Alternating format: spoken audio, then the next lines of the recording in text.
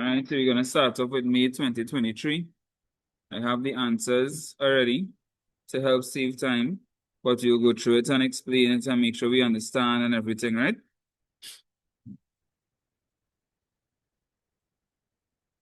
So number one, so the first half, section 1, will be on like the first half of the syllabus, right?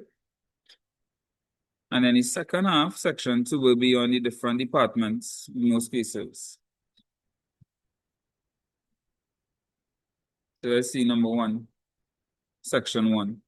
Good interpersonal relations and effective communication are important to the success of an organization. True, true, true. No lies detected so far.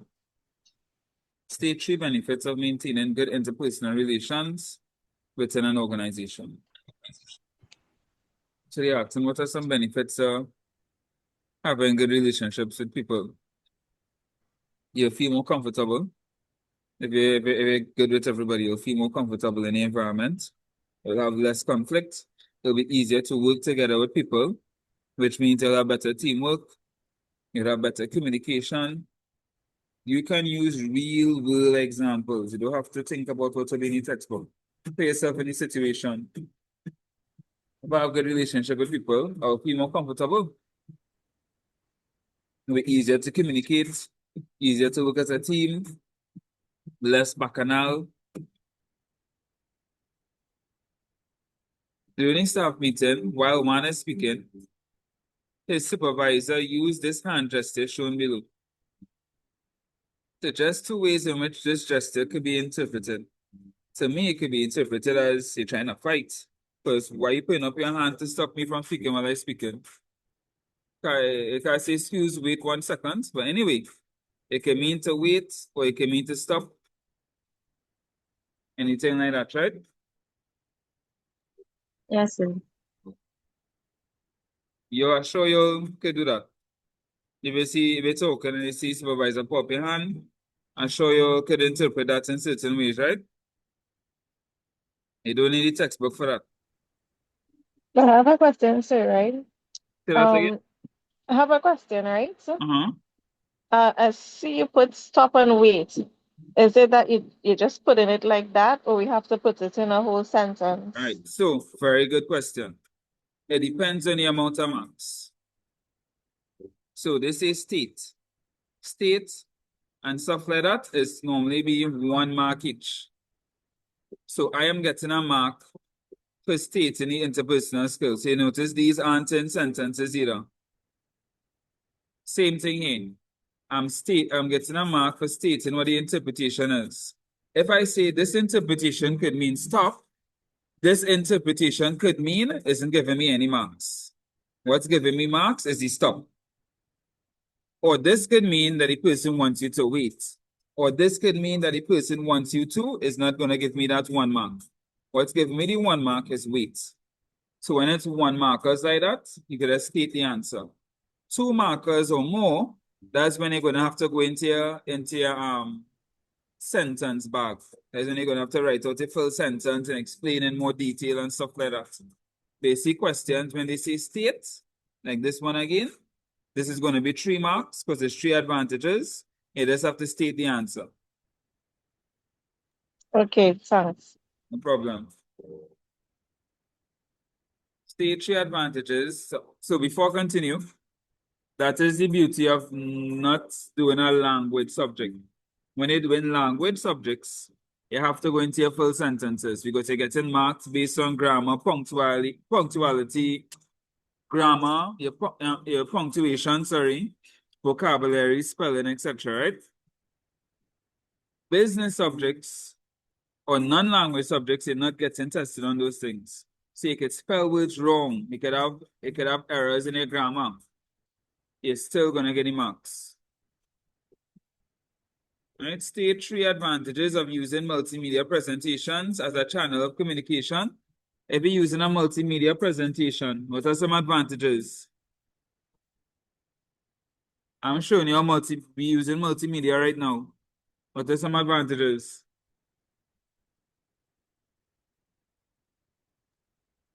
So it could be used anyway. All right. True. But what I could use with the multimedia? Multi means many, right? Different forms of media. So right now I'm speaking to you and I'm showing you visuals, right? So I can do more things. I'm able to grasp your attention more. Instead of just me talking to you, I'm talking to you and I'm showing you things at the same time. I could show you pictures, I could show you videos, and I could give you more detailed information. So while I'm talking to you and explaining something, I can show examples on the screen. So like the audience will be engaged more. So Exactly. that's like a answer. Okay, I don't know. Yes, the audience will be engaged more. You grasp the attention of the audience. Somebody said it helps save time. Very true. That's a good answer. It can help save time. Now they give us a conversation. I think I remember this one. The following conversation took place between two employees of Safety Supplies Inc. Mr. Maxwell, did you hear that Miss Backus, the HR clerk, applied for 2 weeks sick leave? I heard she actually went on a shopping trip in Miami. Miss Jolly, oh, are you sure? Because someone told me she's ill. I went to Miami for medical treatment. Mr. Maxwell, I wonder who we could ask that would know the real story. No one that I ask knows. Miss Jolly, perhaps someone in HR will tell us. I will ask Liza, the new girl, HR manager. Colleagues, I overheard your conversation. I would like to meet with you in my office immediately. Based on these scenarios, suggest 3 actions that a human resource manager could take when meeting with Mr. Maxwell and Miss Jolly. 3 marks each. So again, we don't have to go into detail with our answers. But what can the HR manager do? Give us stern warning about gossiping in the office. Get them a warning about gossiping. Very good. What else? So she could give them a warning letter. She could. But a verbal warning would be enough for something, unless it is something that they've done multiple times. A verbal warning would be good. They can remind, or he or she, sorry, could remind Yeah. them about the rules and regulations of the workplace. Okay. Or you never know. What if Miss Backus really went on a shopping trip? HR could take the information and investigate it.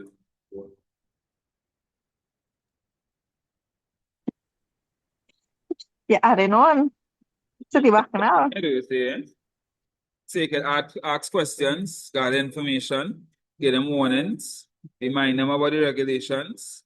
Or if it is something that they happen more than once, you could give them you could take disciplinary action, so you could give them consequences. So disciplinary action will be like giving a warning letter and stuff like that.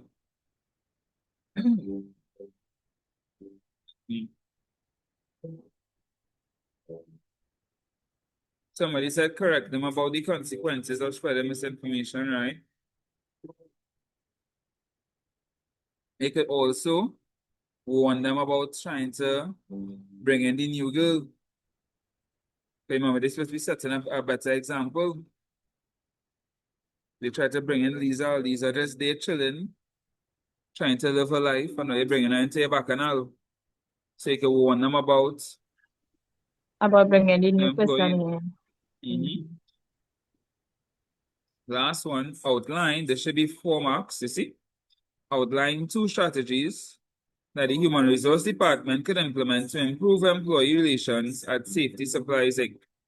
So here, these would be in more detail. If when you're answering it, you'll put it in a little more detail, right? Because it's outline and it's 2 marks per strategy. All right, so for example, training on how to communicate efficiently. I'll put something like HR department could implement communication training for all the employees to improve the overall efficiency of communication. Create team tasks. HR could create tasks that must be accomplished as a team to help encourage cooperation in formal recreational functions. HR could Team building is one. say that. Sorry. Say that Team again? building could be Yes. in the create team task Or it could section. be in the recreational functions. So this is an example of team building. So you can do team building exercises to help them improve their teamwork. That's what you can put that. But for those, you would write a little more than what I wrote here, right? Because they said outline and it's 2 marks each. Yes, and that would be number 1. Let's go to number 2. Identify. So there's our next 1 mark each thing. 3 items of information that a receptionist should record when taking a message from a caller. This a lot of this is common sense. You should take the name. You should take the number in case you need to return the call. Find out what they call in for. Who they call to speak to. Maybe what company they're from. All those things could be part of it, right? Yes, sir.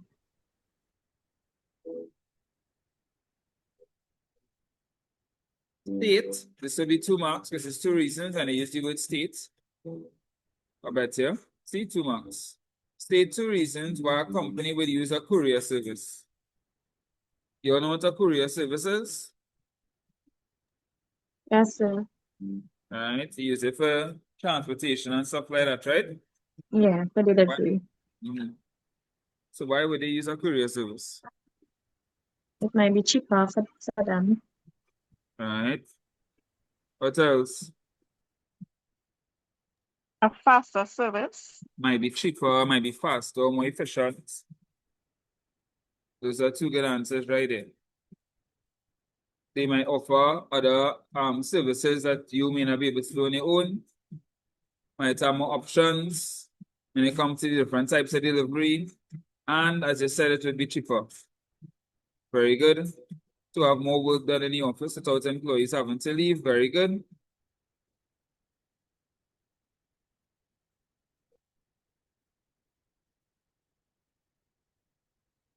Then he asks, is this 1 second? All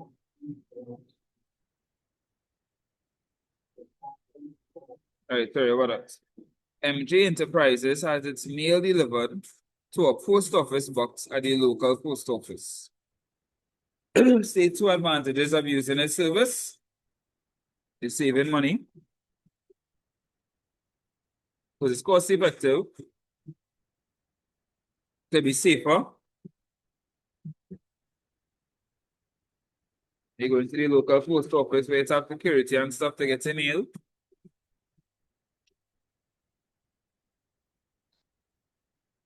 And it should be easy to gain access to your local post office.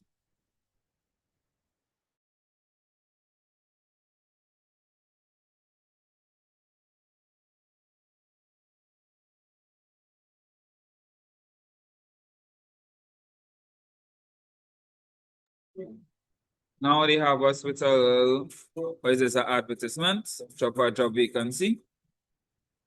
More than 2 months ago, Miss Joylyn Pando of 21 Tulip Drive, Kanawan, was interviewed for the post of receptionist as advertised in a flyer shown below.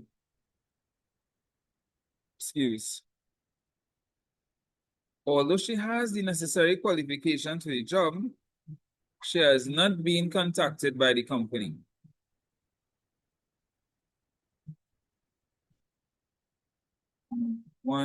So they want to give us the information here.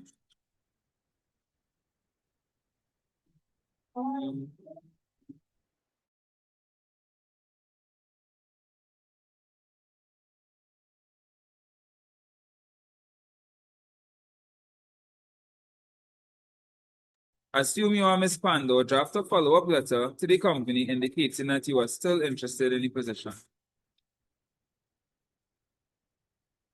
All right, so you gotta put the date. You just put whatever date you write in the exam.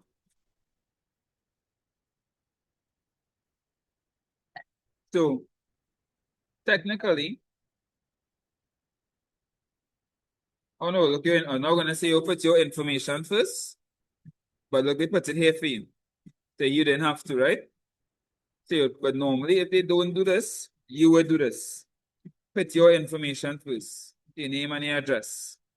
You put the date, and then you put the information to who you're writing to. You start off with the name, the job title, the name of the company address, and the country. So it'll be name, job title, company name, company address, and the country they give it to you. And then you start writing a letter, start off with the salutations, good day, sir, anything like that. And then you go into your details. All right, who is letter finds it well. You're writing this letter as a follow-up, blah, blah, blah, blah, blah. You like to express that you're still interested, and you can contact you at the so-and-so number. You look forward for the reply. Then you give your complimentary close, regards or kind regards, anything like that. And then you sign. And that is it. Right? Your marks is mostly going to be coming from your format. Your dates, you put this here properly. You have your salutations. Your body of the letter is relevant to what the letter is supposed to be about. Then you put your complimentary close. Full marks. So I have a question. Sure. When you say good day, sir, right? How do you put for the ma'am? Like, what's the correct spelling or yeah, how you put it? For correct spelling for what, sorry? For ma'am, like when you say good day, M-A sir. apostrophe A-M. Okay.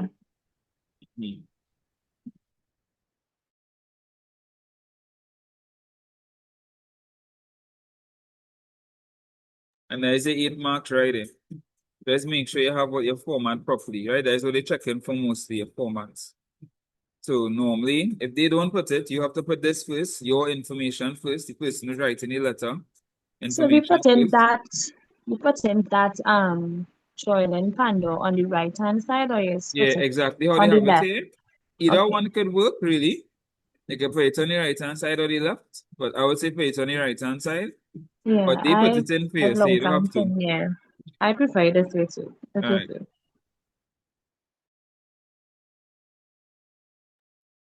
Then you put the dates, you put the person information, put your salutations, put anybody at the work, and then complimentary close. Somebody asks why we putting it first and on what side is safer to put on. That's just the format of the letter. The format of the letter, you put the information of the writer first. So it's because the person who is coming from one time. Joylin and the address. Then you put the date of the letter, then you put the information for who you're writing it to. And that one is going to be more detailed. That one will be the person name, their job title, the name of the company, the address of the company. Alright, then you go to your salutations, the body of the letter, then a complimentary close. Do they usually put it for you? Not all the time. Sometimes you'll have to put it in yourself. Sometimes you might get lucky and they put it in for you.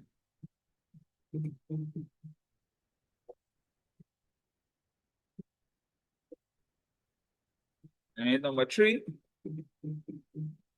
Stage 3, ways in which a receptionist can assist in maintaining a positive image to the organization.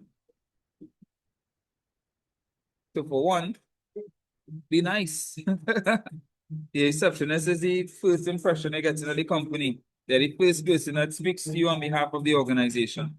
Be kind, be helpful, look pleasant. So be well put together, be tidy. Don't gossip. Simple things, have a pleasant attitude. Be professional. Anything like that could work, right? Then they said, the filing administrator, Mr. Ricardo Gomez, informed the filing clerk of the management's decision to change from a decentralized to centralized filing system. Identify 4 benefits of implementing a centralized families filing system. Good, I'm good.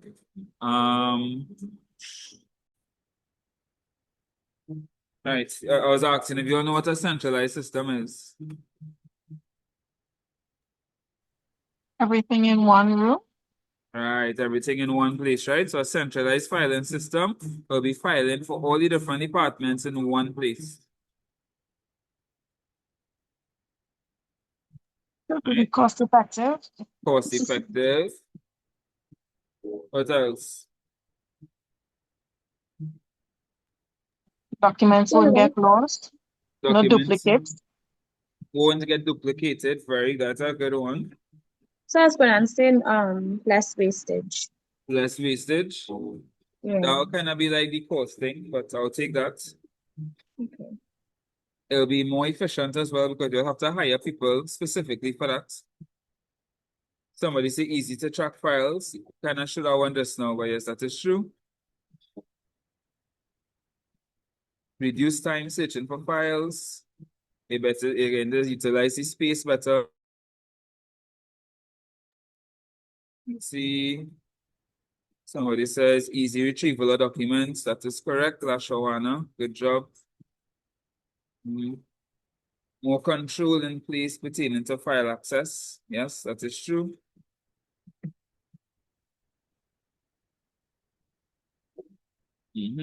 Now, what you're gonna have to do 2 or 3 of these things, huh? Where you have to write an email or write a memorandum, create an advertisement, something, do a purchase order.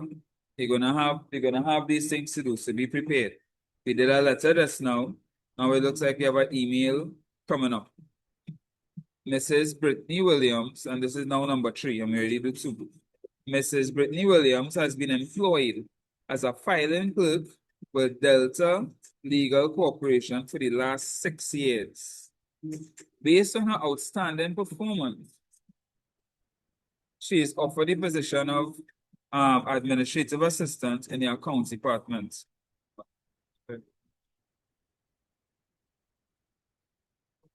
Assume you are Mrs. Brittany Williams. Write an email for the human resource manager, Helen Joseph, informing her that you have accepted the offer. The email should be copied to your supervisor, Mr. Anjani Singh. So to copy your email means that you'll be sending the email to one person, but somebody else will be able to see the email as well, right? You have 2 ways you can do it. You can do copied, or you can do a blind copy, which is where you'll see CC if somebody is copied. If you're doing a blind copy, it will be BCC. The difference is, if I do a blind copy, the person I'm sending the email to would not know that somebody else is receiving the email. But they ask for copy, so that's the normal one, right?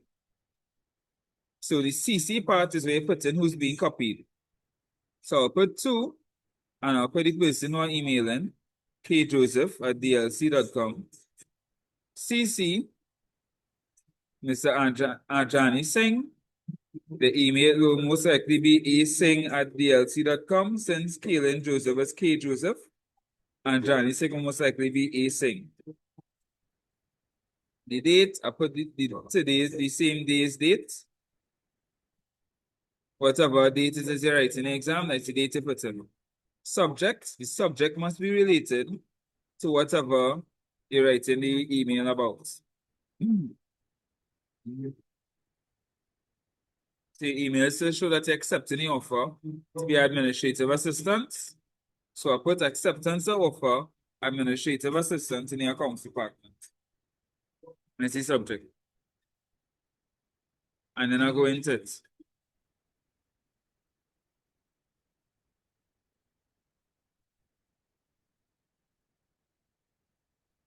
Right. Good day. Thank you again for the offer. Let's put in normal information. Thank you. This is let you know that accepting the offer. Looking forward to it. If any need any information, feel free to contact me. Then I put my complimentary close, put my name, and my job title. That is it. And you know where them get all that space for? What do you want it to write? About accepting the offer. It was my dream since I was 5 years old to work in a administrative assistant, and now with your I don't know what you want to write. Just have the format correct. Go straight to the point of the body of it, because you ain't getting any extra marks. And then put your complimentary close and end it. Alright? All that smalls not necessary. You ain't getting extra marks for it.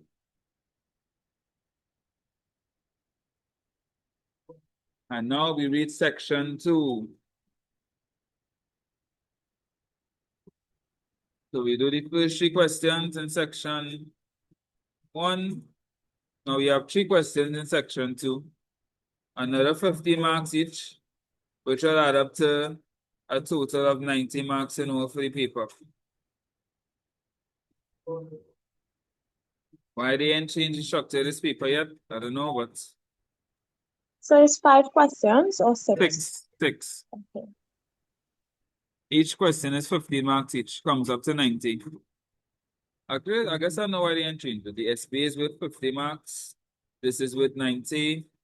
And then a paper, okay, I guess it makes sense. All right, so they say organizations should do all that is possible to keep their employees satisfied. State 2 internal factors that might contribute to the employee turnover in an organization. So this is the HR department they're talking about here one time. They want to know about employee turnover. Employee turnover looks at how often employees join or leave a company. If the employee turnover is high, that means people leave the company quite regularly, and that's not a good thing. If it's low, that means people tend to stay long, which means they're probably treating them well, which is a good thing. They want a low employee turnover as a business, right? All right, let's see. Let's now 1 second. Oh gosh, somebody's trying to join. Let me just send the link for them real quick.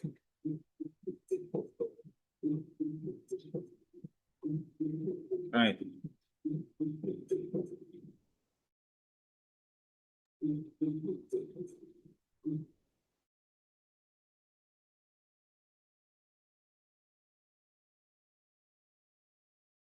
All right, so salaries.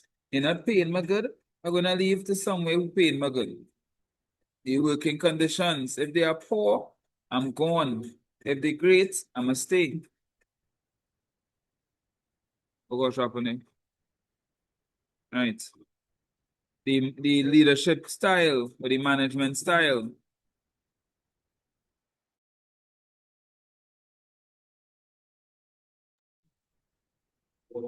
The relationships they have among people. The amount of conflict it have. People always gossiping. All these things. Then they ask to describe each of the following functions of the human resource department. So it was the HR department. Induction. So I would go into more detail or write a longer sentence in the real exam, right? Because it's 2 marks and it said describe. This is the process where employees are introduced into the organization. They learn about the norms, about the infrastructure, their roles, and their colleagues.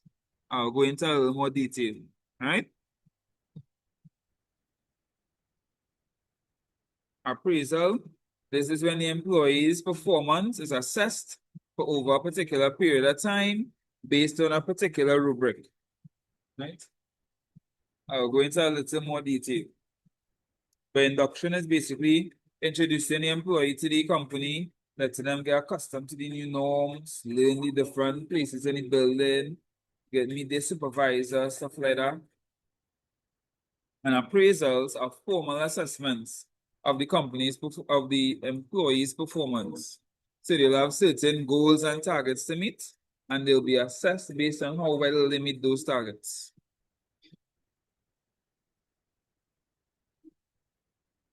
This here is just maths. I don't know what they thought. There's a question to ask them in office administration. I don't know. But if you have five $100 bills, how much is that in total? It's 500. If you have four $50 bills, how much is that in total? 200. If you have 10 $2 bills, that's $20. And this total cash will be 500 plus 200 plus 50 plus 45 plus 20 plus 50 cents. That is how I get $815.50. I don't know.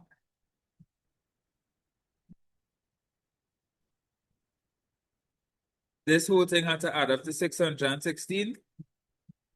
This was missing. This was missing. Everything else was adding up to 160, 180, 205, 210. So I needed 460. So 160, 180, 205, 210.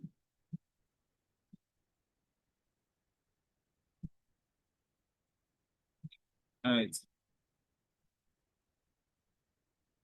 So they say the limit is to pay 616, must receive no more than 5 $2 notes and determine the number, right? So I get 3 $2 notes, it add up to 6, and 4 $100 notes, it add up to 400. He was on 210, 210 plus 406, make it 616. Right, it's just really just a math question. So I could do it again if you want. This was adding up to 210. But according to this, the total had to be 616. So what I did, I take 616 and I minus 210. And I got 406. So the two missing numbers, these two, had to add up to 406. So I took 3 $2 bills, which add up to $6, and 4 $100 bills, which add up to 400. 400 plus 6 was 406. That's how I got it. And that was 5 marks. This was 9 marks. To me, I don't know, I find that really easy for OE question. Number 5, marketing and customer service now. I would highly recommend you learn your departments, because you only have so much departments and you're getting tested on 3 of them for sure. You have your human resource department, your marketing department, your procurement department, your accounts department, your sales department, and your production department, operations, dispatch and transport. You know you're gonna get question. There's 6 in all. You know 3 out of those 6 coming. Thank you.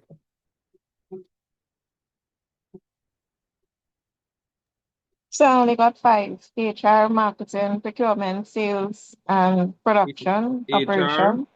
HR, marketing, procurement, sales, accounts, and operations, dispatch and transport. I think I leave out accounts or the finance department. Right? You know 3 out of those 6 coming. So make sure you know those 6. Okay. Right? They ask for 3 functions for a clerk, any marketing and customer service departments. So anything with marketing, that deals with customers. Take a look at customer complaints, helping prepare ads, after sale care, offering customer service, so dealing with any consumer questions, informing customers about the goods and services.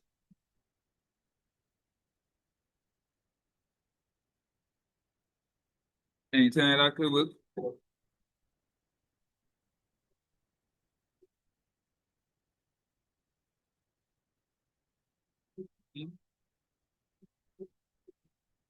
Identify 3 reasons why periodic inventory checks are important.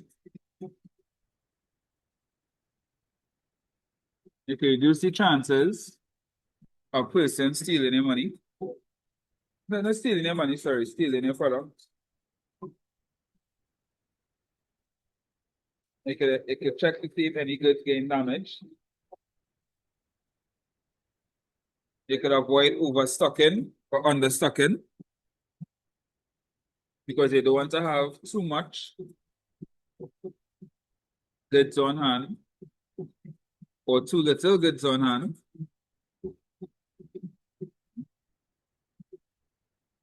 It helps with record keeping. It helps prevent errors.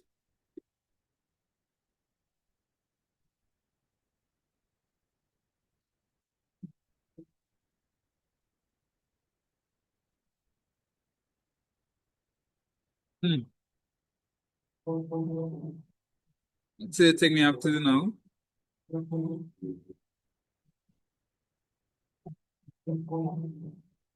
During the quarterly stock taking exercise, the purchasing clerk observed that the stock card number 30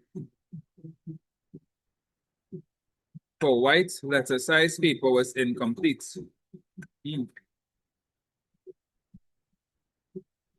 The paper is located on shelf 15.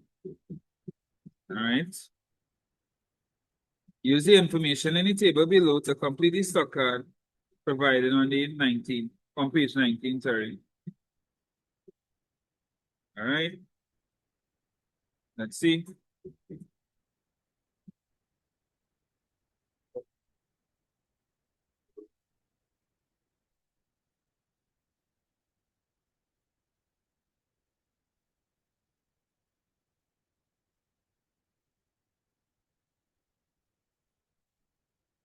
Stock location, shelf 15. Because that's where they said it was located. Said it was located on shelf 15. Name of the item.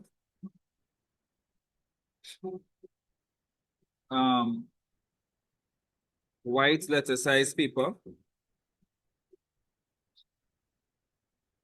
The number 30. So you see how we're getting all the information from the question itself. Huh? So it's just to take the information from there and fill it in.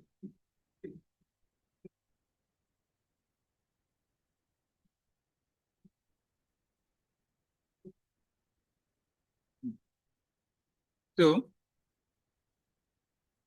whenever you buy white letter size paper, you put it on the receipts. Whenever you send it out, you're putting it under SUs.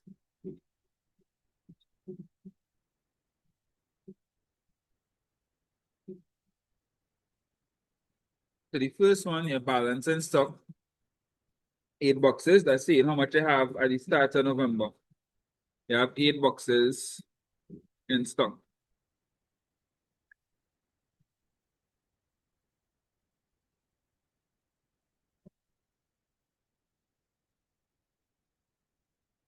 You put that in first. 1st of November, 8 under balance. Then we purchased 37 boxes. So we had 8 boxes before, and we purchased 37. How much boxes we have now? We had 8 before, and we purchased 37. So how much we have now? 45. 45, right? So my new balance will be 45.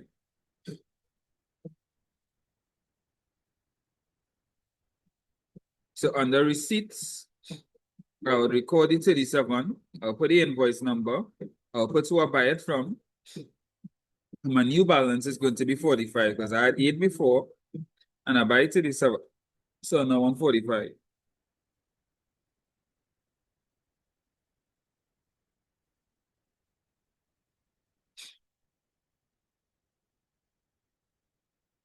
Accounts department requested 12. So I was on 45 and sending 12 to the accounts department. So how much I have now? 33. So that will be my new balance. So under SUs,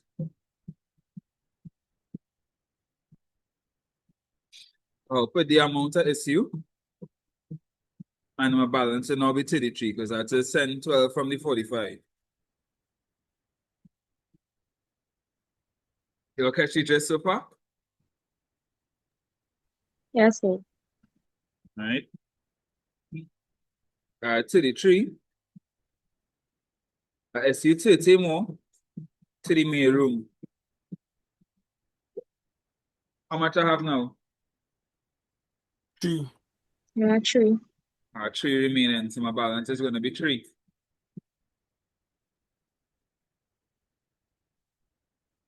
See, balance is 3. 220 to the main room, balance is 3. Then, purchase boxes from J Bookstore to restore to the maximum level. Right, so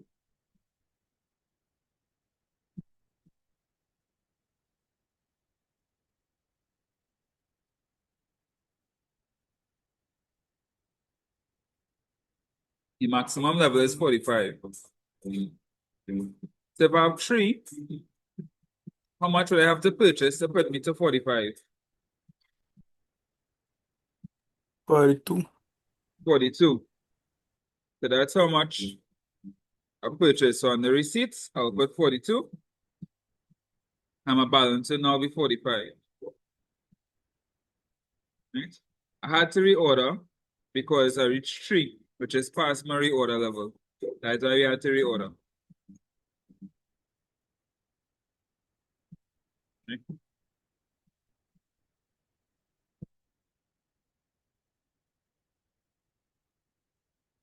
I see 12 boxes in HR departments.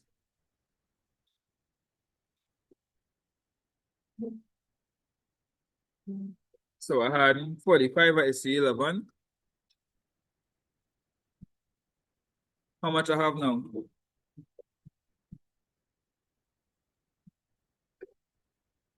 45 minus 11. 34. Right. Simple. 34.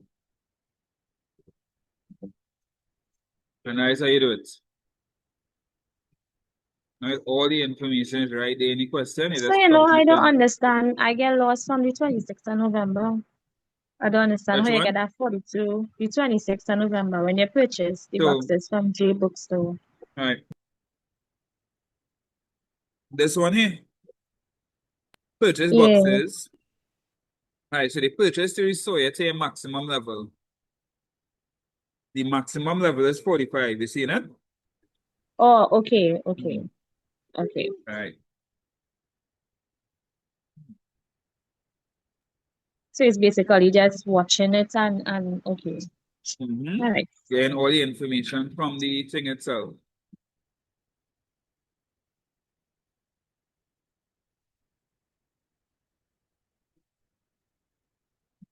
Last question now. Most likely be production. This production. One of the form used in a factory office is the planning master. Identify two items of information that will be included in the planning master. So it's important to know your documents and production, right? Because they could ask you about it. They could.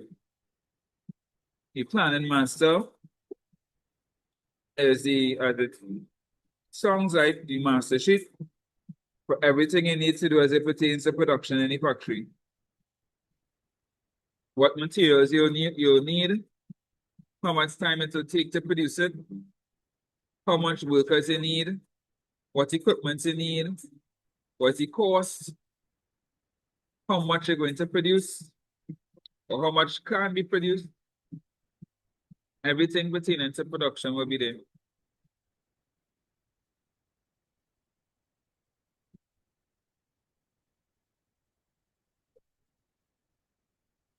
Then they ask, explain the use of each of the following documents in the transportation office. So they use the word explain, which will be more than 1 mark. So you'll have to go into a detail, right?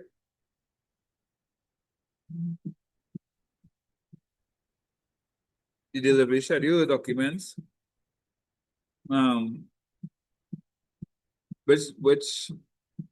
What orders are delivered, where and when. The sequence of delivery. What routes to take. The airway bill, used when items are being delivered by air. It acts as a contract of carriage, meaning a contract for delivery. They will state the goods are being delivered.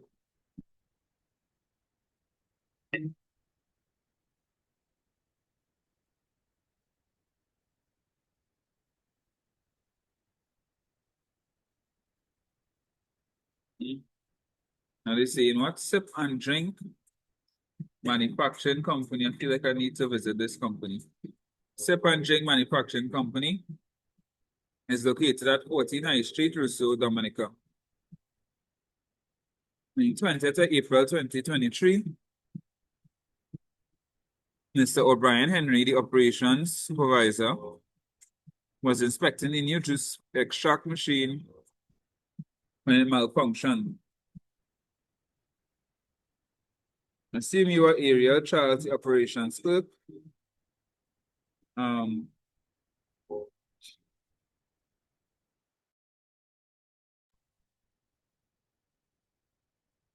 Sorry. Use the notes below to complete the accident report. So you have an accident report to do.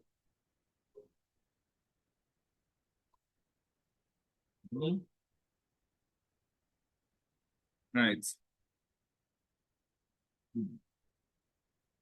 Production, Mr. Fabian, the production manager was present and applied ice to the injured fingers while they waited on the ambulance. A lever on the machine, and Mr. Henry was infected, became loose and fell on his right hand. This is the 4th accident that's occurred this year. Somebody was running me some money. 4th accident. The production manager called the ambulance service as soon as the accident occurred. Ambulance took 30 minutes.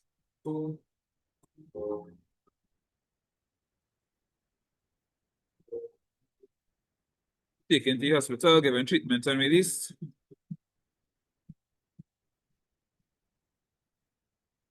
Accident occurred at 1:30. Operations room.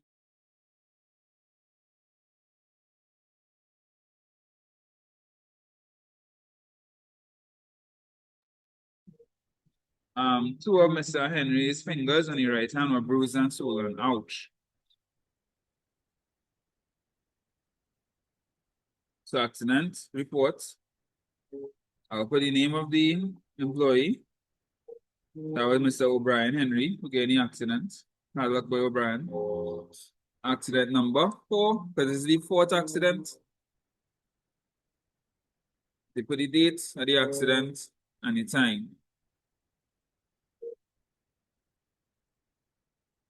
Then they describe it. They said, Mr. Henry was inspecting, a malfunction, my lever became loose and fell in his right hand.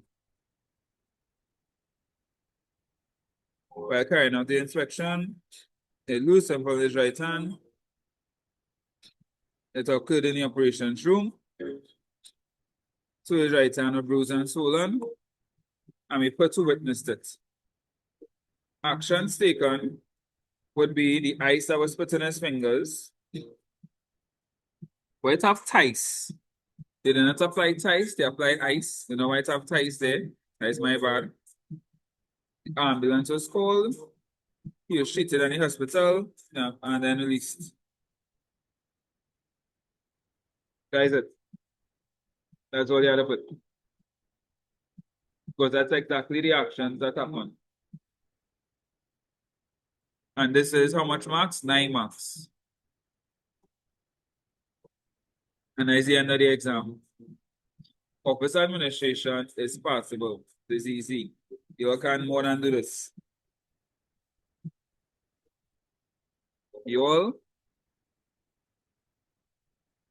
can more than pass this.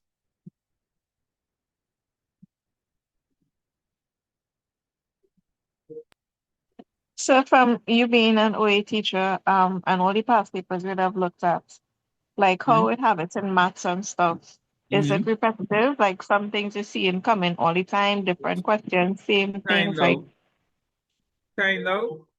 But the my opinion, the paper one is way more repetitive than the paper two.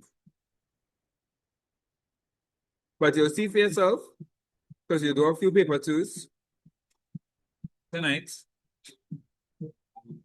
So you'll see for yourself. But the section one is normally the first half of the syllabus. Like ergonomics and office orientation, reception and hospitality, meetings, filing, stuff like that. And the second half will be on the departments. And it have 6 departments this session and it's 3 questions. So you know 3 out of those 6 departments coming.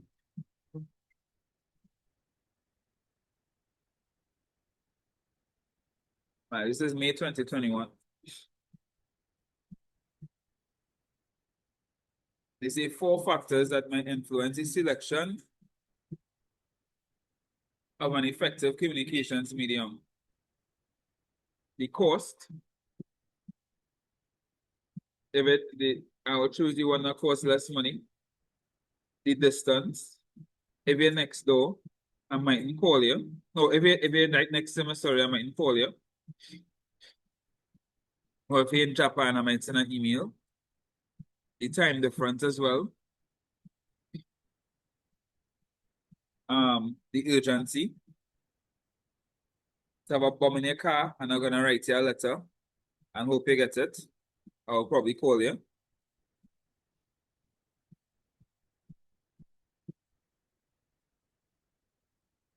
Any barriers? If I need proof that the communication that the information was communicated. If it's detailed. If I need instant feedback.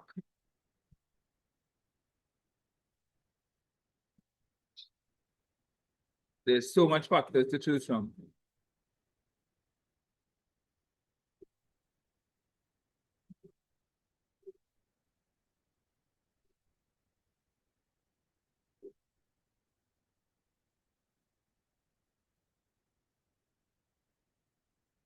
They're asking about equipment now. See, all this is part of the first half of the syllabus.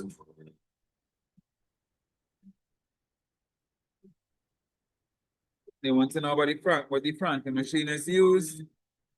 When you have a stamp, you could use the franking machine in its place. A parcel scale.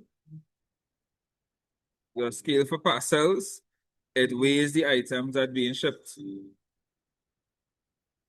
A collating machine is arrange documents in order. What else do you have here? A sealing machine. Think that's self-explanatory. Why would they use a sealing machine? It's used to seal stuff. Who would have thought? A sealing machine is used to seal documents.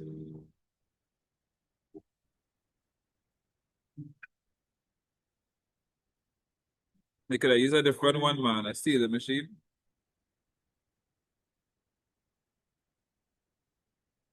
And then they What's come. the different one, sir? Say that again?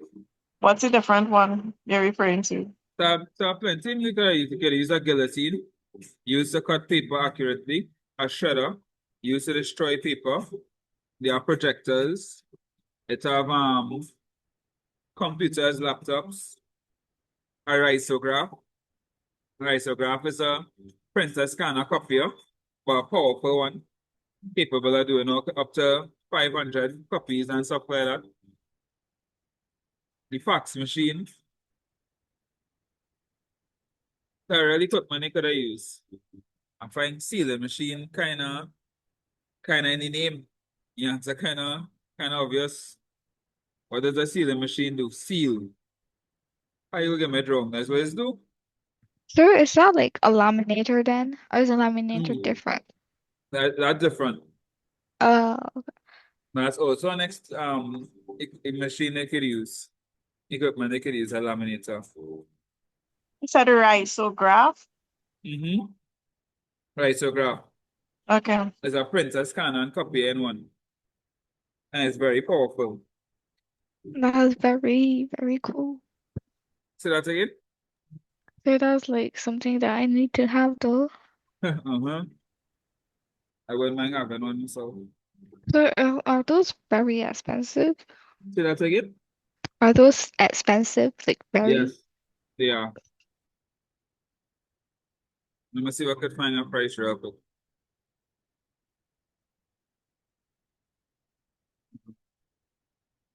Nice. Let's see.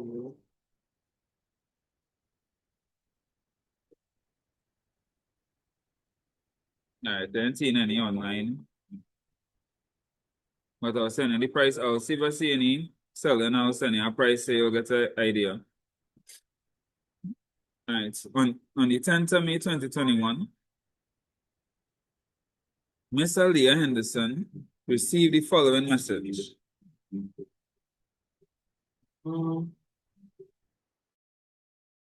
Sir, I found one. Received by, what is that? I found one. It's the highest one that I found was $2,300. 2,300. What is that, US? Uh, Or euros. Euro? Yeah. Okay.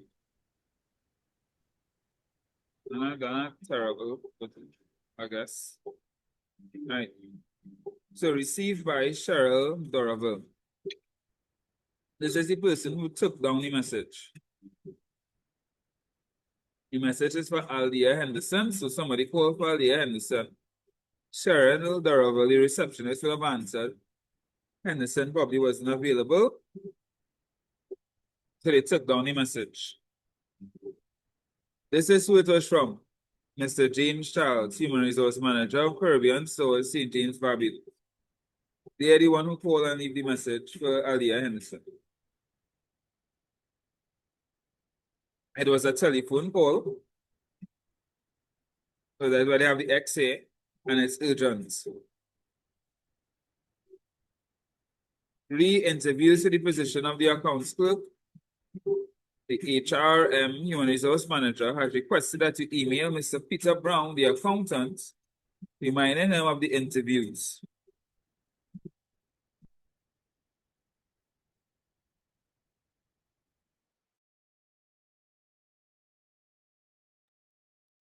His email address is pb@accounts.com. Mrs. Nicole Francois, the bursar, has agreed to be part of the interview panel. Only the candidates with an X by their names will be interviewed. See the list below.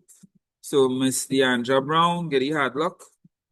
Miss Chandra Paul, get the hard luck.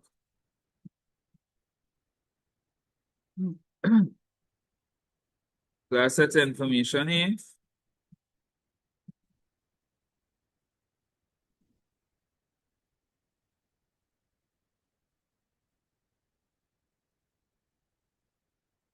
Right. The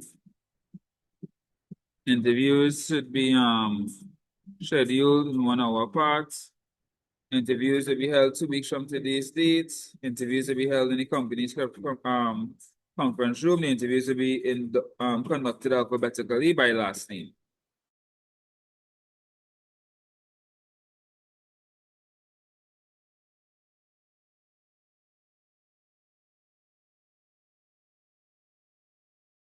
Assume you are Miss Henderson. Use this form to prepare this email as requested. The email should include all the relevant information, including the time for each interview. All right, so it is from Alia Henderson, because we write an email. Paper from Alia Henderson. Date for the date of the exam. That's why it was the 10th of May 2021. We are writing to the accountant, because I should have access to. Write the email to Mr. Peter Brown. So writing it to Peter Brown. His email is pb@accounts.com.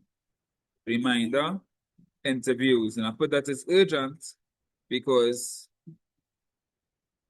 they said it's urgent.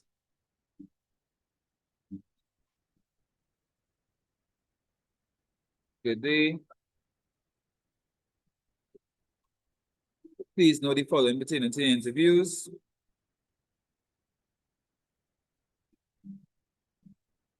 Mrs. Bilsa agreed to be part of the interview panel. So put her in there. Interviews will be held on the 24th of May. Because they said it was 2 days from today's date. 2 weeks, sorry. It was the 10th. 2 weeks from today's date is 14 days. 10 plus 14 is 24. The following candidates are interviewed. So I have 1 hour separating each, because that's what they said. And I put in alphabetical order based on last name.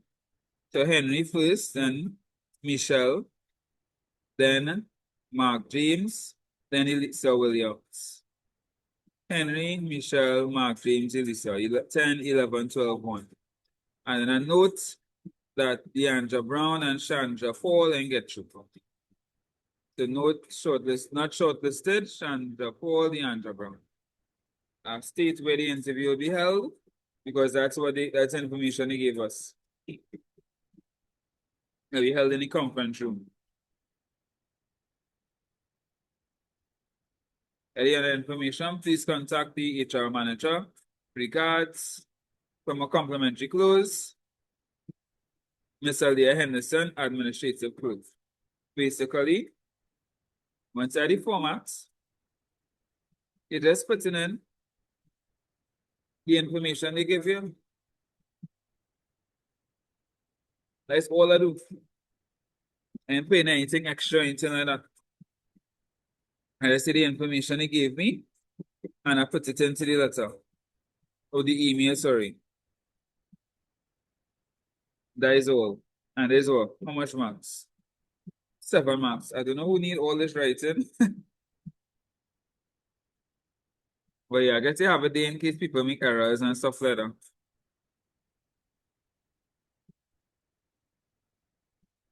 Let's look at number 2.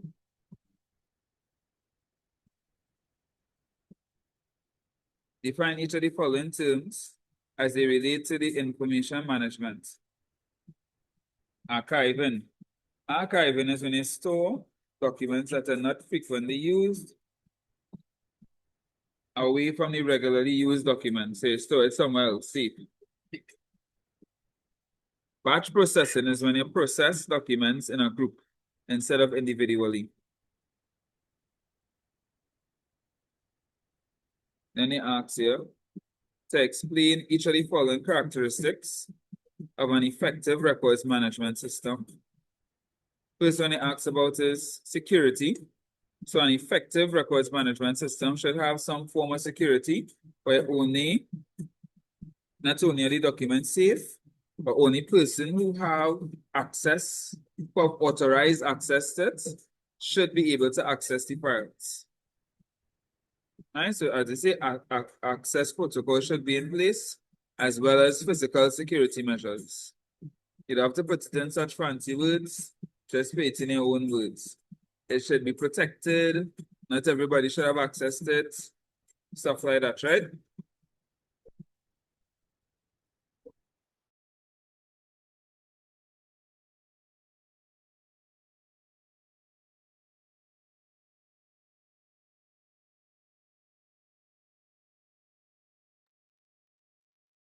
Expansion.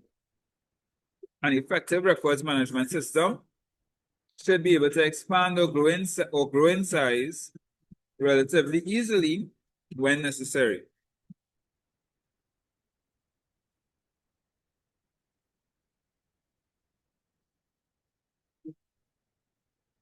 In here now,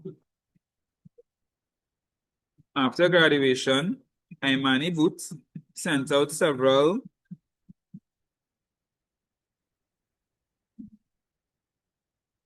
for a clerical position. She was fortunate to receive 2 jobs offers at the same time. One job was from a large international organization located more than 20 miles away from her residence, while the other was from a small business enterprise 1 mile away from her residence. Outline 3 factors that should be considered before deciding what job to accept. So let's see. 3 factors to be considered before deciding what job to accept. The distance. To me, that is one of the biggest factors, even though I live real far from where I work. I'm a bad example, but that usually is a factor that people consider. Which one paying more?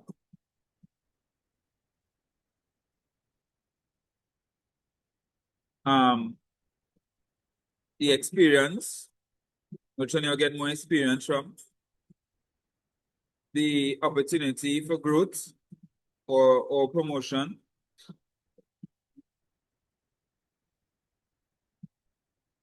The benefits offered. The larger company might have more benefits than the smaller company, for example. The larger company may have more promotional opportunities than the smaller company. The smaller company might get better experience because you'll have more work to do.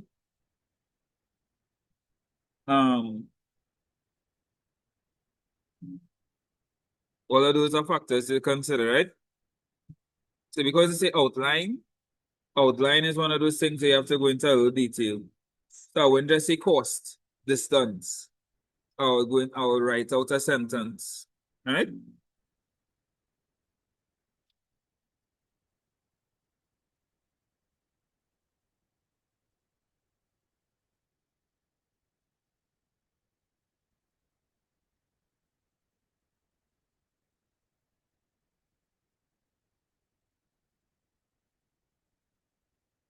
Oh, that was number 2 already. Number 3, this is state. So you need no full sentences for this one. One of the corporate records of a company is required to maintain. That a company is required to maintain by law is the register of shareholders. State 3 other documents that they required to maintain. Deeds. Any deeds that they have. Any counting records, taxation records, contracts. Any of those could work, right? Deeds, rental agreements, lease agreements, accounting records, tax records, contracts, Any of those could work.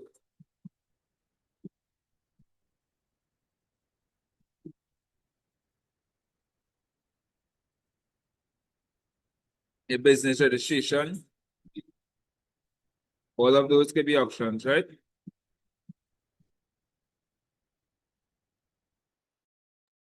Okay, sir. Say that again. No, just saying okay. Okay. So just four activities that the secretary to the board of directors might perform after a general meeting. So after a meeting, what are some things the secretary might do? What do you think? Well, record the minutes, but pass it on to the people who were absent. Right? They not just people who are absent, everybody. People who Well, were in the meeting and people who are absent. So they will complete the minutes for one, share it to people who are absent and who were present, everybody in the meeting.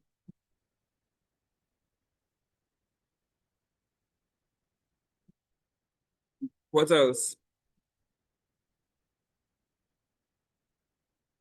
She might follow up on people who have certain actions or duties they have to do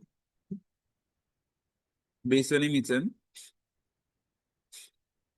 They may inform people who are absent about information pertaining to the meeting that happened and the following meeting.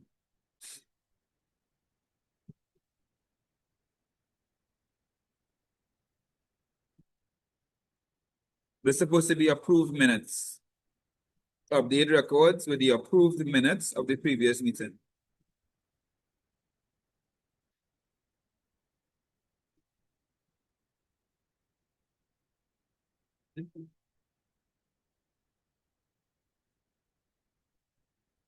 Right, so any follow-up decisions that was decided in the meeting, they will start working on that. They will follow up on persons who were given duties to do. They would inform people who are absent about the decisions that were made, including when the next meeting date would be. They would forward the minutes to everyone who needs to get a copy. They would file away the approved minutes, anything like that could work.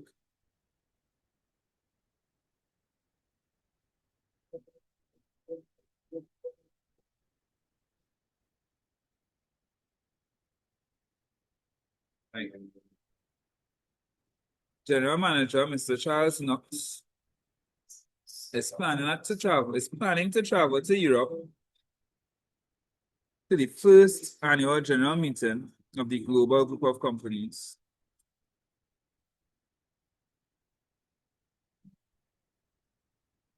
He informed the travel agent that the only document that he has so far is his national identification card. So you want to travel to Europe and all you have is the ID. And you're a general manager. Cool. Do you think?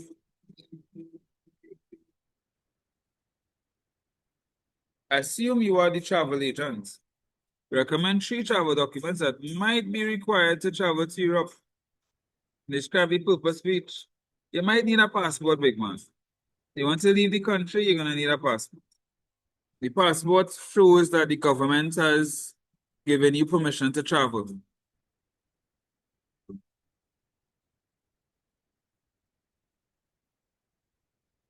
Visa, on the other hand, is an endorsement that's attached to the passport that gives you permission to enter another country for a specific period of time. To the passport, permission for you to leave. Visa, permission for you to enter. And then the immunization or vaccine card is to prove that you got certain vaccines. Because some countries require you to have vaccines for you to enter the country. If you travel often,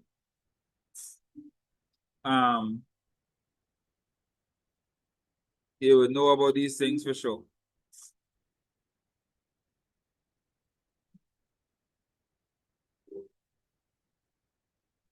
Mr. Knox booked a seaside suite at one of the modern hotels in Europe.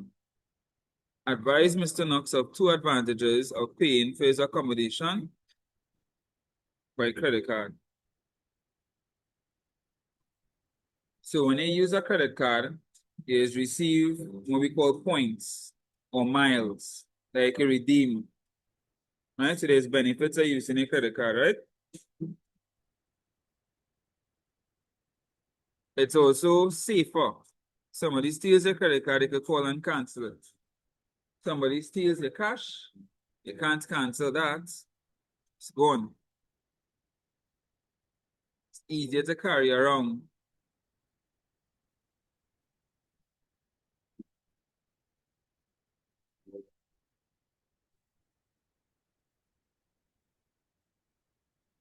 That's the next 2 marks.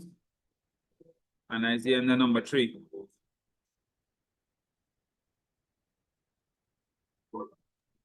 Records information as well too, right? So Record the credit card.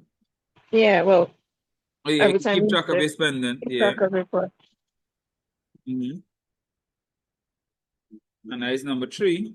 So section 2 now, this is where we're going to go into the different departments.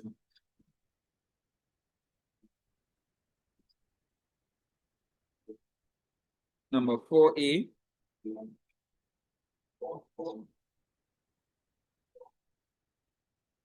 Explain the term of a cross-check. So a cross-check will have 2 parallel lines drawn onto the check itself, and it means that that check could only be deposited. Right? Nothing else.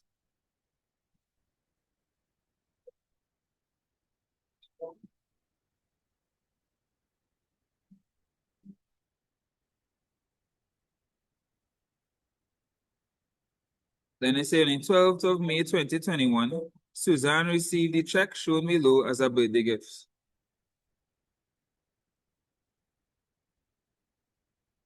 Take a look at this check before I even go any further. Apparently, when she tried to cash the check, she didn't get through. You can see any reason why?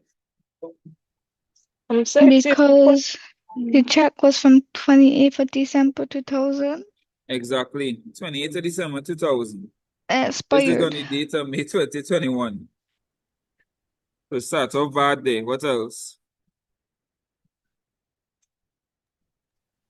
So do you have like a picture of the how the cross check does look, just in case they bring it in a form like how they bring in this one? It'll be just So like it has this, no signature in it or also with this. because it Right, how has the cross check will $500. look. Yes, there's no signature as well as the next It reason also why. has $500 and then it has the sum of 5,050, but Exactly. in the thing it has 500. Exactly. So the numbers and the words don't match.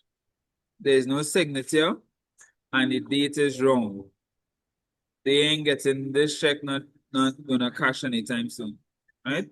Somebody just now asked what the cross check would look like. It look like it's a regular check, but it'll have 2 parallel lines, probably like this, somewhere like that. I might even have the word cross check written on it. The name spelled incorrectly too. Suzanne, Susanna. So yeah, they ain't getting that check cash at all. They want us to do a memo. Telling you, you're gonna have to do create at least 2 or something like that.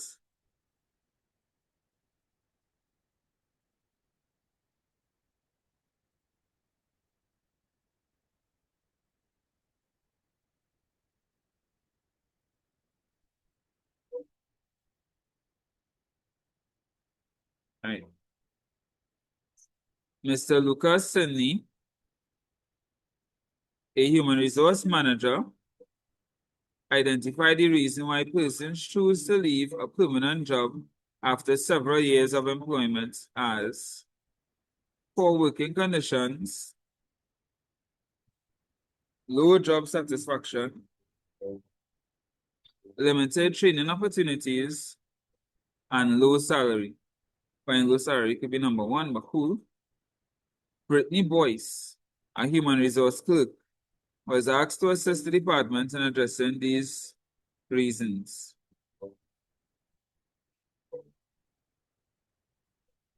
Assume that you are Brittany.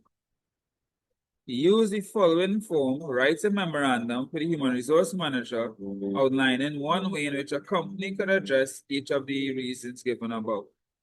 So here you are going to demonstrate that you know the difference between a letter and a memorandum.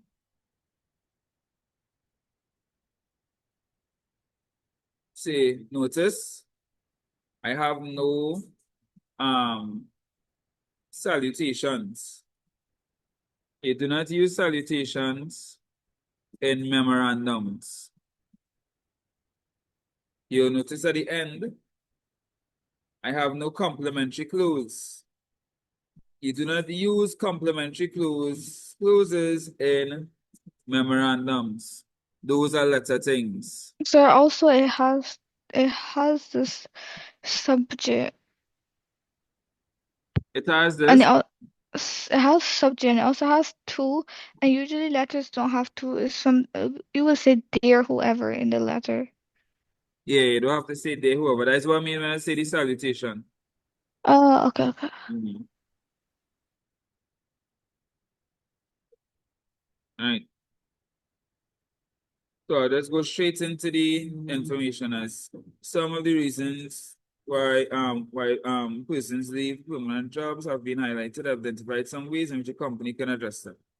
So here they testing the ability to write a memorandum, but they also testing the HR knowledge as well, right? So poor working conditions, you can find ways to improve the working conditions. Make sure you meet any occupational safety and health requirements. Low job satisfaction, find ways to improve job satisfaction. Find ways to improve our satisfaction, like job satisfaction.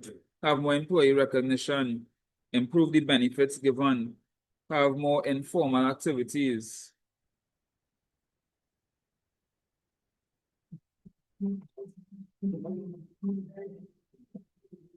Limited training opportunities, increase the training opportunities.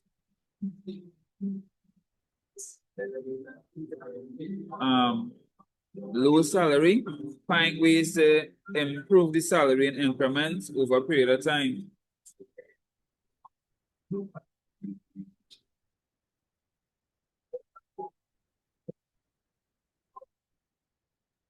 What you can do at the end is sign at the end. You don't have to put yours truly, your regards or anything, but you could sign at the end.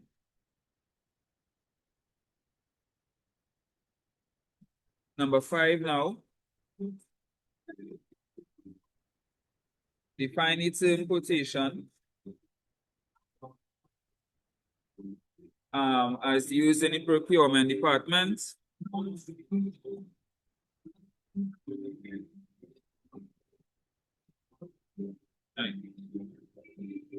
At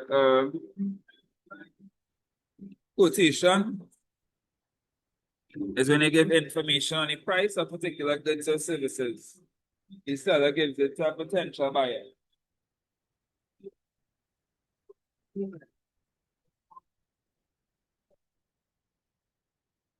They are to describe each of the following types of discounts offered in the sales and marketing department. Loyalty cards is when you purchase a certain amount that you can redeem for future discounts points. When you keep purchasing, you get points that you can redeem for discounts.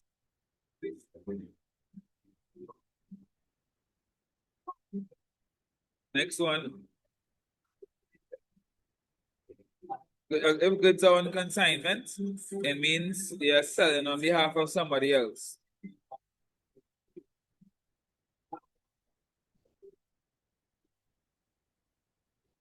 So it come like I ask Ariana to sell goods for me. I give it to her at a lower price. She sell it. She give me back my money after and keep money for herself.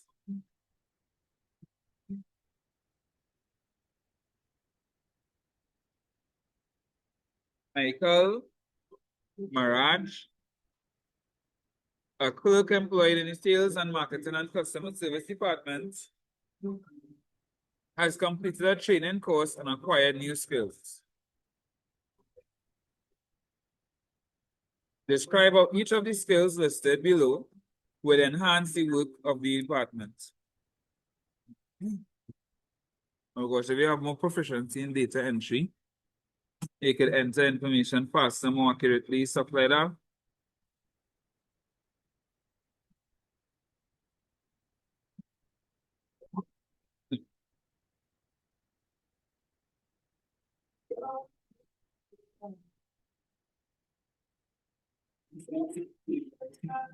Use of productivity tools.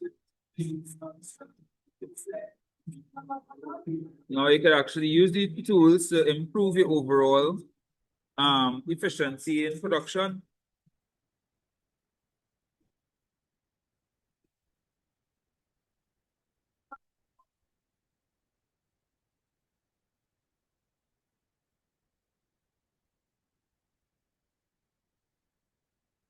Knowledge of organizational tools. If you have more knowledge on tools, able to use them more efficiently, it's going to improve your productivity. All of these things are pretty straightforward.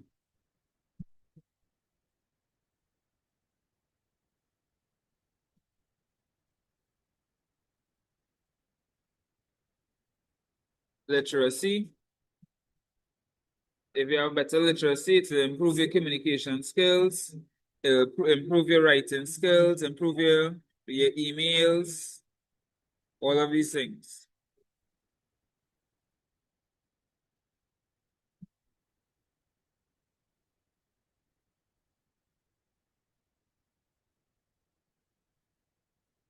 That was 8 marks. Okay, it's I guess 2 marks each.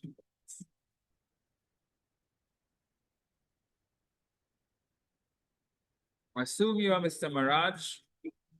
State one benefit other than acquiring new skills or participating in training activities. You could probably get a raise in pay. You get a chance to network with other people. And you have a better chance of promotion now. Because now you have new skills.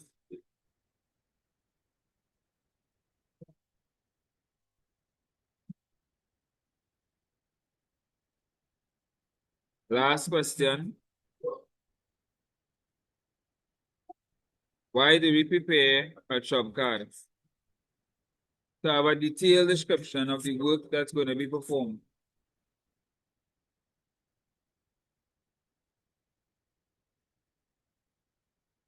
Right? So when somebody requests to create a product, you do a job card to describe everything that needs to be done to make the product. Outline 2 duties that are performed in the operations office that contribute to the efficiency of the business. So I'll prepare it whenever they ask you for duties of our office, any department. It doesn't matter what department it is. One of the answers is liaise with other departments. It doesn't matter what department it is. That is literally a function of every department. And I have to give it a mark because it's true. It is a fact. It's actually on the syllabus itself. Every time they listen out functions of a department, one of them is liaise with other departments. So you can put that answer in your bag to use at any time.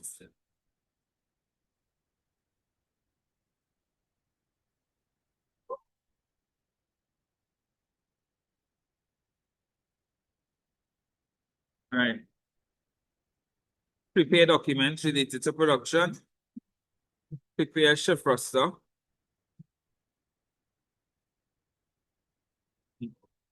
The only one. Yeah. You have something to prepare here. On the 19th of May 2021, Deco and Things ordered the following goods from Party Creation: 2 bags of balloons, 1 box of party hats, 80 whistles. Sandra Peters, the clerk of the dispatch office, was asked to prepare the delivery notes to accompany the goods. So we have a delivery note to do. They're telling it all the information you need is not hard. You just have to take it and plug in the information.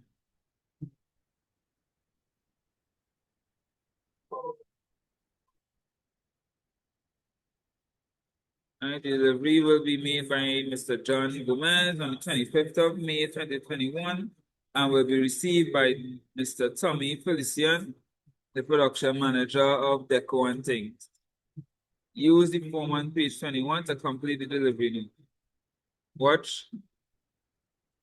Everything that they ask for, I'm just going to put it in exactly what they say.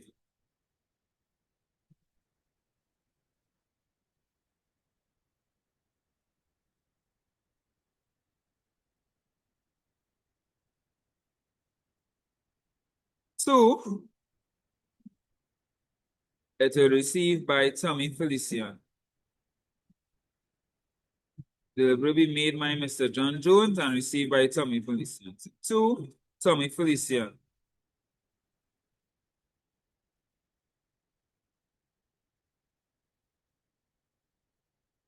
The current date, it was the 18th at the time. Delivered by, made by John Gomez. Delivered by John Gomez. Bags of balloons. How much bags of balloons? Two. 2 bags of balloons. If it's 150 for one, then 2 bags will be 150 by 2, 300. Party box hats. How much? 1. 1 box of party hats. If it's $392 for one, then one will be 392. 80 whistles. So for 80. Excuse. $1.10 for one. 80 multiplied by $1.10 is $88. Received in good condition, 25th of May 2021. And that will be for Tommy to sign. Once it was received in good condition, Tommy would sign it. So probably just didn't want to do up a whole signature thing.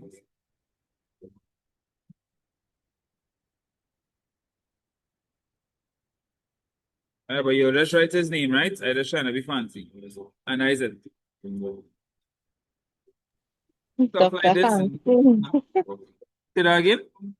I said Dr. Fancy. But stuff like this, not hard. You just have to take the information and put it in. That is all.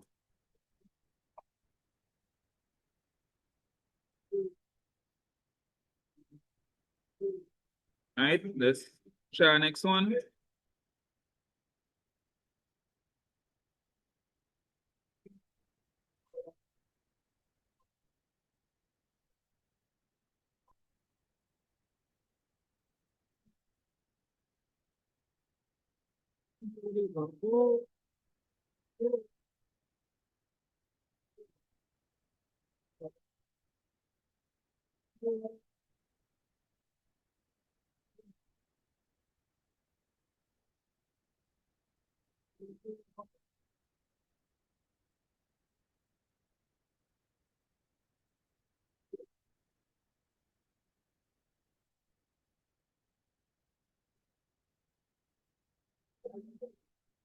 Got to share it, yes? All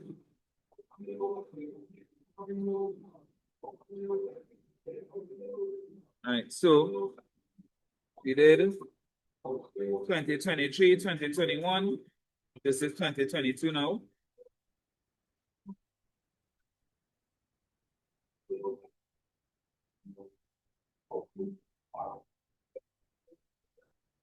But how you feeling about the exam so far? A little better?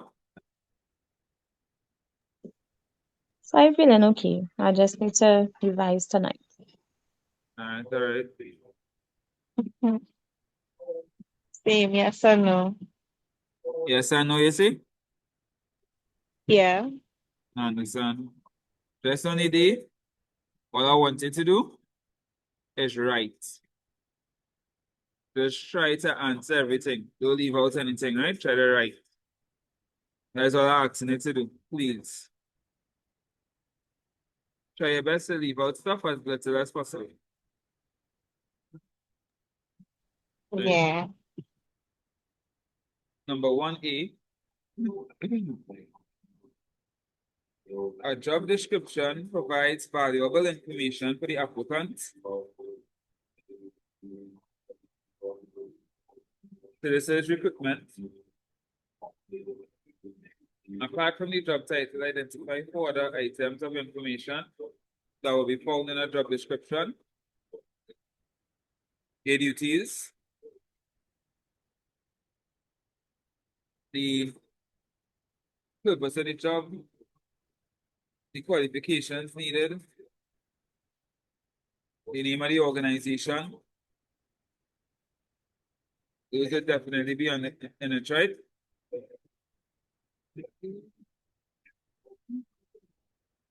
State 4 reasons why it is important to have a well-written resume when applying for a job.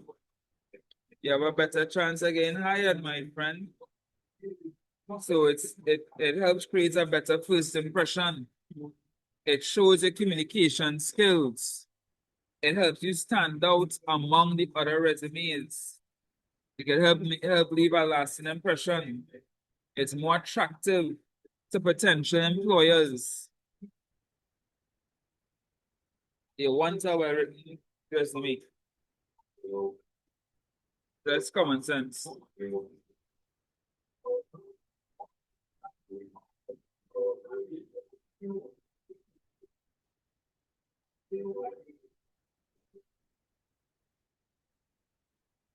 Ooh, filing. I'm gonna go back up. Let me see if I remember how to file. The list below provides the names of persons who applied for positions in an organization.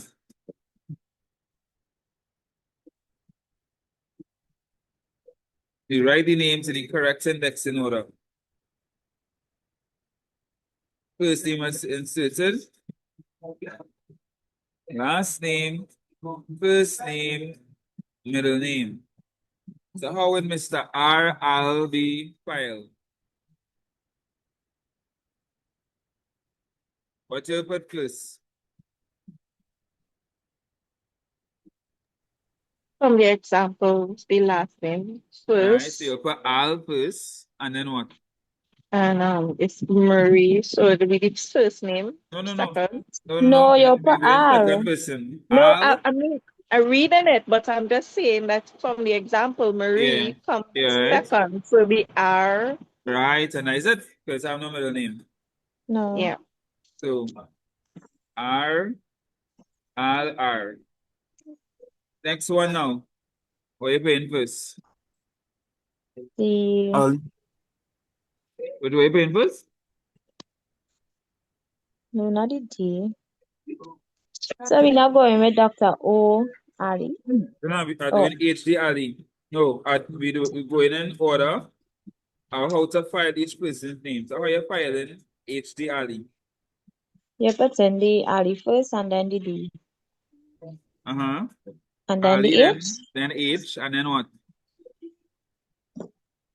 And then is the one to the bottom. No, you put last name, first name, then middle name. So Ali HD. Oh, okay. Okay. Dr. O Ali.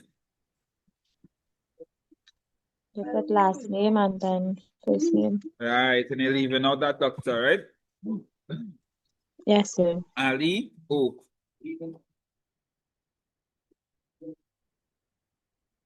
And the following list of applicants have already been indexed. Arrange the names in alphabetical filing order. So this one, we're putting it in alphabetical filing order. Who going first? I'm not scrolling down yet. Remember, it's alphabetical order. And when we filing them, we put last name first. So you're putting them in order, in alphabetical order based on their last name. So who going first? Anna. Anna going Anna? first? I think so. Yes, Anna, yeah, No? because MA. Okay. So Mayors Hamilton, MA will go first. Who will go second? Sha Shani. Shani will go Shani. second. Shani. Mhm. Because MC. Who going to? Sh- Who going O, to? Right, Giselle, Giselle. Which means and someone's going fourth. Simmons, yeah. So I'm filing it as Myers Hamilton, Anna S. Then McIntosh Shania A. Then O'Toole Giselle P. Then Simmons JM.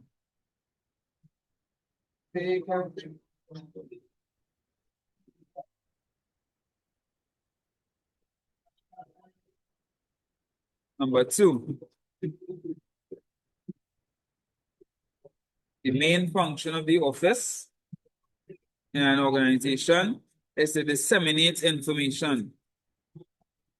Disseminate means to send out information. Identify 3 channels of communication by which information can be disseminated. How can we send out information? Sure, email, Email, right? a memo. What is that? I say a memo. And I hear you for some reason. I say a memo. A My memo, internet all sticking. right. Yeah. What else?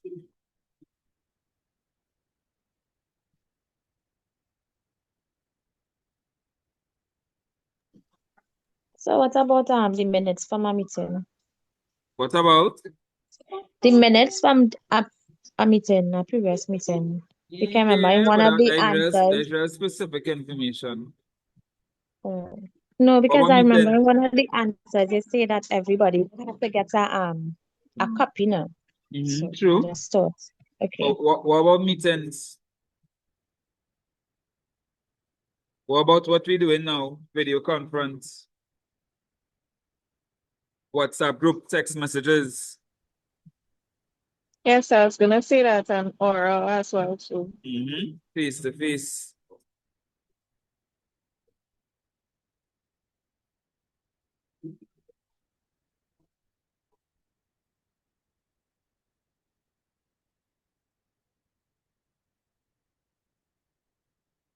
State 2 ways in which photocopying documents in a central location can be advantageous to an organization. So they're asking about central filing and central photocopying. To be lost, I mean, it should be less cost effective. It will be more. I say it will be Less what? less cost effective. I don't know what's going on with this Less phone. costly, more cost More, effective. more cost effective Right. and What less else? duplication. Say that Duplicates, again. less duplicates. Less duplicates, more efficiency, less time. Documents will be lost. Right. All those things could work. State 2 items of information found in a notice of a meeting. No information here, but People who attended, who absent, and the agenda of the meeting. Well, yeah, what they the spoke about. agenda. So the agenda, very good. Where the meeting will be, the time, who would be meeting, the purpose of the meeting. All those things will be in it as well.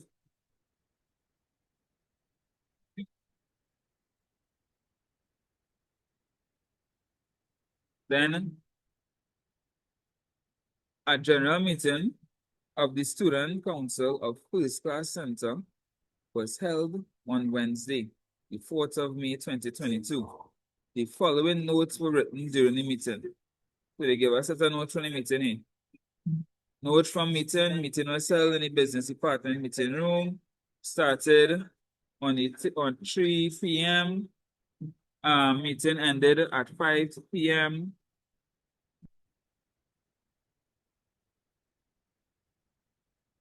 Meeting ended at 5 p.m. We'll meet again on Wednesday, 18th May 2022 at the same time. And thank you that I was received regarding donations to the Place of Safety Children's Home. The register. There's the people who attended. Mabel Gray couldn't make it apparently. I feel they're gonna ask us to do minutes. Chair perform the usual duties.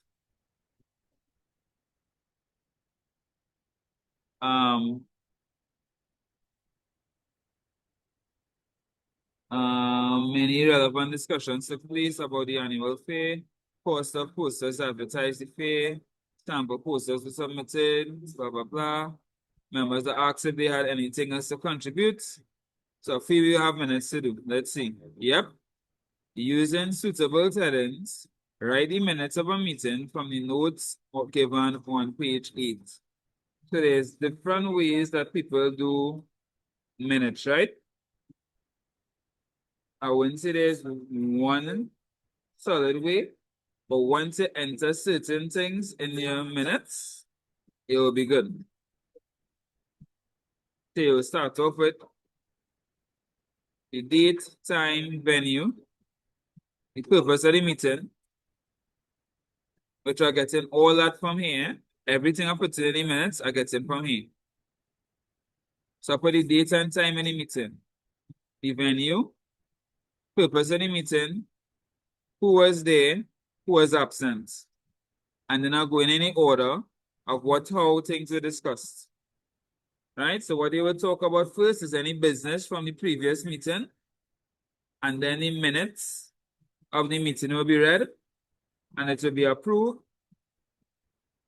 And then they will start talking about they said outstanding information of the previous meeting was read. So that will happen. And then you'll go into all the new business. What you consider new business. So they spoke about the annual fair. So you'll put that in. And then I think it had some additional information. Members had asked if there anything to contribute. Winston offered to print the tickets for the fair. Additional information. And also received a thank you letter regarding donations. He put the time that the meeting adjourned. And he put the date and time for the next meeting. So you try to kind of go in order. Right? They try to go in order how things happen. So I started the meeting, they will discuss any outstanding matters in the previous meeting. Then the minutes will be read and approved. And then it will go into the matters arising, the new business, the new things they have to discuss today. And that would have been what they discussed about the annual fair. And then if they have any additional information outside of what they was meeting for, that would be considered additional matters. So when Mr. Lowe agreed to print the tickets, or when he received the thank you letter up here, thank you letter received. We had to put the start time, 3 p.m. You get that from here as well, start at 3 p.m.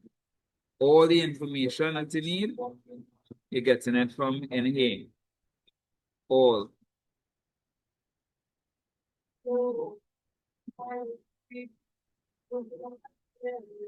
This how much marks were. It's always for all this space, 8 marks.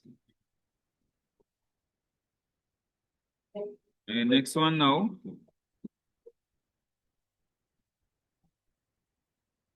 State 4 attributes that a receptionist should possess. You want a receptionist to be polite, neat and tidy, professional, ethical, organized. Private is good. Honesty and integrity, yeah.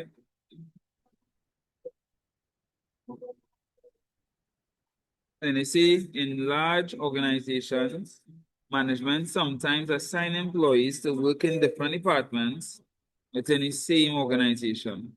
What are 3 reasons why management might do that? Assign employees to work in different departments within the same organization. Because employees may because employees may be better at so their current department they're not good at it, but the other department that they're in they're better at it than, let's say, accounting. They're better at accounting than working in working as someone doing in Right. procurement department. Then they're better at accounting than that. Alright, so in other words, they utilize their skills. Yeah. Alright, that is And one. or if there's not enough space in one department for Alright, so that is definitely one. It could also be as a form of training for them. So they could learn More how to production. use skills. Say that again. More production. It could improve production. It could improve teamwork and collaboration as well. It could fill a gap. So let's say somebody is out for a while, they're probably pregnant or something. You could send somebody to help out for the time being.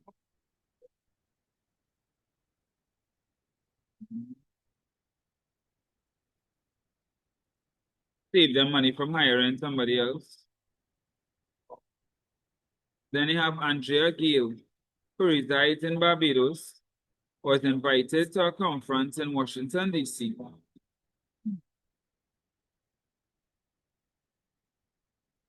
The conference is scheduled to commence on Monday, the 6th of June at 1 p.m.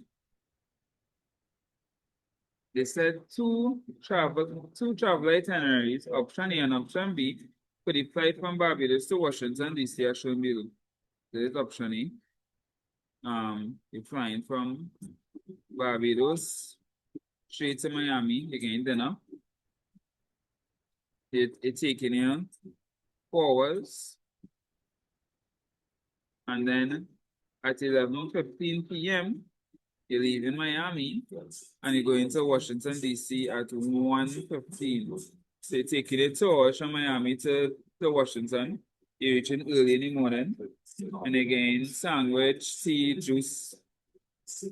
And that is 5:50. So the first one is 8:60, then 5:50. Second one, you go in Barbados to Miami, you ain't getting anything, you just have snacks that you could buy. They coming up to 6:50. And then you leave in Miami 6:18 the next day, which means you're gonna have to spend time in Miami, spend a night in Miami, and you reach in Washington, D.C. 20 minutes, 2 hours later, and you get breakfast. This is the cheaper option, but you can see why it's cheap. So even the expensive option, those prices not even true. Say that again? Even for the expensive options, those prices way off. Yep, it is. So it's just an example, I guess. But the expensive one, they get into spend less time in Miami, and you get in food, but they reach in Washington 1:15 a.m. in the morning. The next one is cheaper, but you're not getting any food, and you have to spend a good bit of hours in Miami from 2:15 p.m. to 6:18 a.m. So you know that from Barbados to Miami is actually less time than Barbados to England. Serious? I would know. Yeah, so from Barbados to America is around 4 to 5 hours, and then from Barbados to England is it depends on when it's 9 to 12 hours. 12? Jeez. No, actually no, 8 to 9 hours around that 8 much, to so it's 9? really long. Damn. Okay. I think I want to come back with those then. Yes, sir, you should come. I think so. I've never been to Barbados. So if you do come Barbados, just let me know. Never come out there, you know. Yeah. Right, so they said, assume you are Kabir Patel, the travel clerk. Prepare a memorandum for Gail explaining the two benefits of each option. So following the memorandum rules for the date, which from the subject, there is no there, so or there, ma'am. I'll go straight into it. There's the information here. Please see the benefits of each itinerary option. So option A, you have less wait time in Miami, and you're getting dinner and sandwiches and stuff with the package. However, it's costing more money and you arrive in Washington, D.C. at 1 a.m. But you're reaching earlier, but you'll be at 1 a.m. in the morning. Option B, actually, I might leave out that because they asked about benefits only, so I might just put the benefits. Option B is less costly. You're getting breakfast in the flight to Washington, D.C. And you get more time spent in Miami if you want to do that. And you have snacks available for purchase. And then I put my signature. All right, so I just went straight to the point to explain the benefits and put my signature. All the spaces if you're making mistakes and stuff, and you need the space.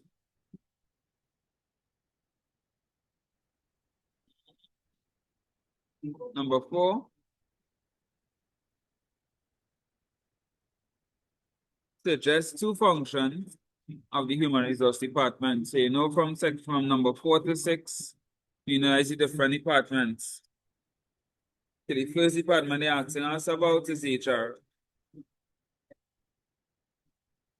Functions, they appraise performance, they train staff, they hire and fire staff, they deal with any employee and any disputes in the organization.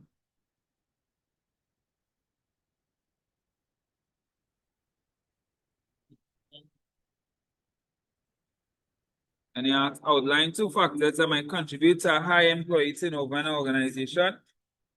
So you know, if this come HR, they love to bring this question. So we did another paper when HR came and they brought the same question as well. Outline 2 factors that might contribute to high employee turnover. We know low salaries, poor working conditions. So, however, I will go in more detail, right? If the salaries are not competitive, persons may leave the business to work somewhere with a more competitive salary. Poor working conditions might encourage workers to look for somewhere else to work with better working conditions. Too much conflict in a workplace.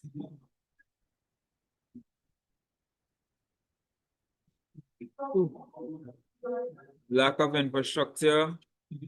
You don't have enough space, you don't have enough resources for everybody to be able to do their job, and you're communicating poorly.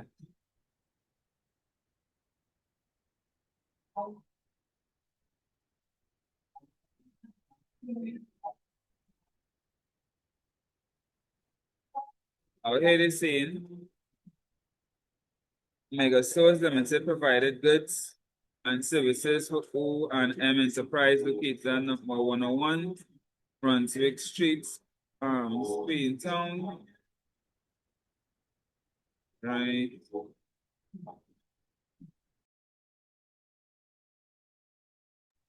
Alright, so I'm back, guys. Right.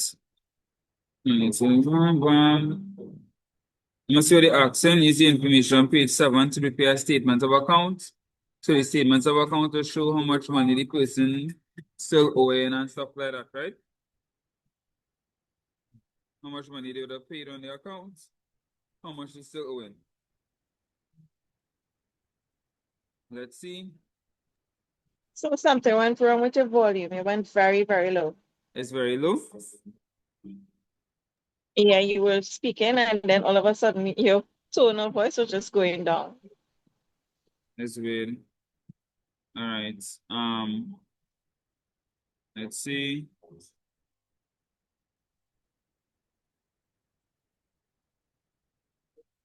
Can you hear me now? You hear Yes, me? it's louder. Yeah. All right, good. All right.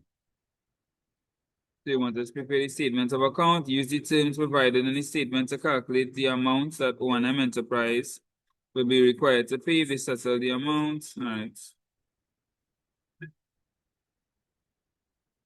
I'm going to show you how simple this is, right? Statement of account is to OM Enterprises, right? Put the address, which you'll get there. The date will be the current date. So we're recording how much money they owe in, how much, if they make payments on their accounts or they return stuff, that means they owe less. If they buy stuff on credit, that means they owe more, right? So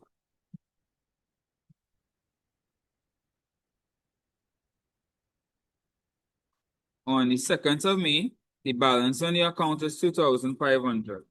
That is how much they owe in right now. They owe in 2,500, right? Then they make the following payments. On the 6th, they pay 750, and on the 9th, they pay 250. There's 1,000 in all, right? So when they pay the 750, that would have brought down their balance to 1,750. 2,500 minus 750 is now 1,750. Then they would have paid the next 250. That bring down their balance to 1,500.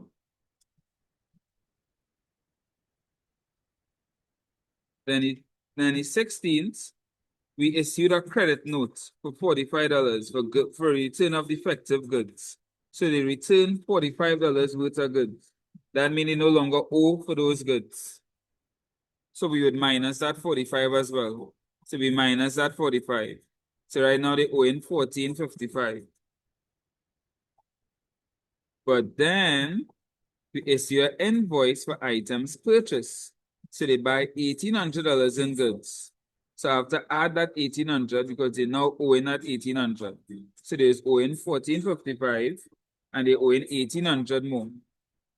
So I record that here and the balance is now 3,255. And then they buy more goods with 1,200. So they owing even more now. So now I had to add that 1,200. So they're now 45.55. So it looks like this. Right? Payments reduce their balance. The item they return reduce their balance. But then they purchase, increase their balance after. So the balance at the end is 4,455. The next part of the question. Next part of the question was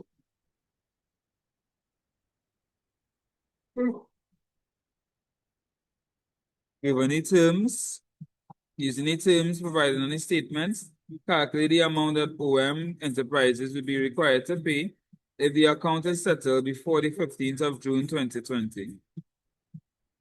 Before the 15th of June 2020. So the terms is 10% within 30 days.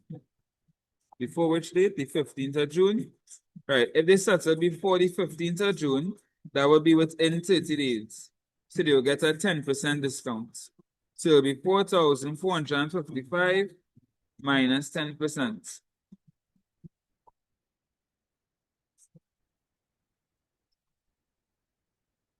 Let's see. Yeah, I put in that anyway here. Yep, look at it. And minus the 10%, minus $445.50. So how much should be paid is $4,009.50.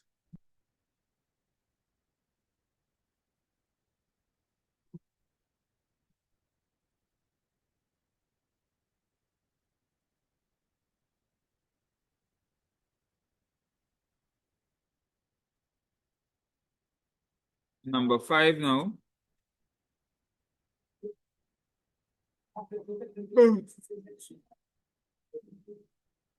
Sorry, explain each of the following terms as they relate to the purchasing of goods. CIF, which stands for cost, insurance, and freight. The charges are paid by the seller for the cost, insurance, or the freight of an order while it is in transit. So all the insurance payment and everything, once the good is being delivered and it's in the process of being delivered, the seller is the one who pays for it. That's what CIF means. E and OE, errors and omissions, accepted. It means that you cannot be held liable if you make any errors on any of the documents. You hold the right to fix them.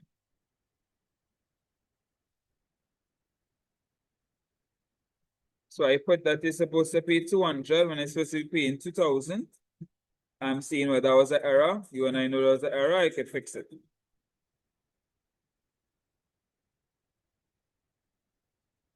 There are actually the difference between quantity discount and cash discount. Quantity discounts are given for bulk purchases when you buy in large amounts. You might get a quantity discount.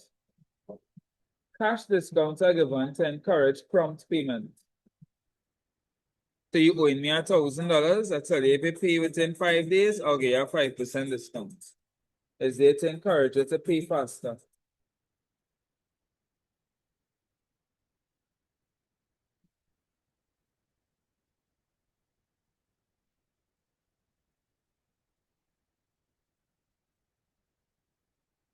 Our next maths question, in my humble opinion.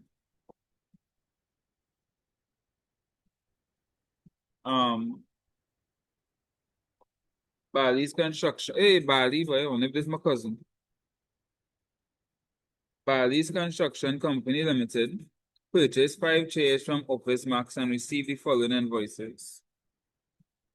5 chairs at $670. The total will be 5 by 670. But just how I got it to the 350. 1 paper shredder, $450, which will be 450. Total cost to the 800, they say add 15% VAT. So I calculate 15% of 800, which was 570. Added it to the 800, I got 4370. I think this one is kind of straightforward as well. Zero maths. Then I said after 3 days, one of the new chairs malfunctioned. Better give me back my money or give me back a new chair. Explain 2 actions that the customer clerk, service clerk at Office Max should take to ensure that the complaints are addressed effectively. You see somebody saying something? Oh, you're loving. All right. See, it's your credit note to the customer.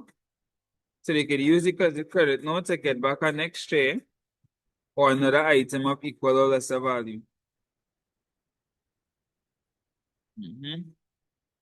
Or you could just run them a refund.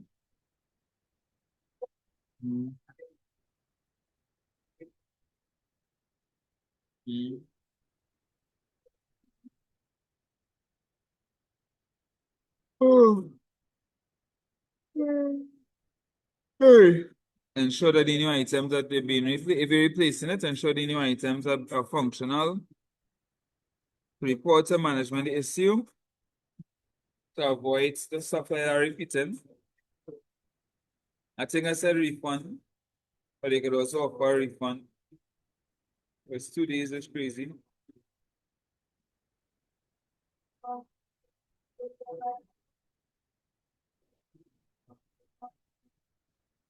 Number 6, last question. They love production department. All 3 questions so far. Number 6 was the production department. Not saying that this come all the time. I just saying that in the 3 questions we did just now, number 6 was the production department, with the operations department. State 3 functions with the operations office. We know one of them that we're gonna use liaise with other departments.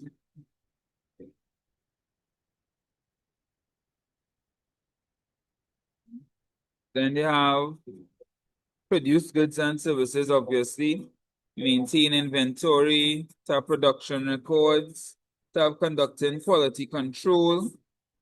All of these things could work.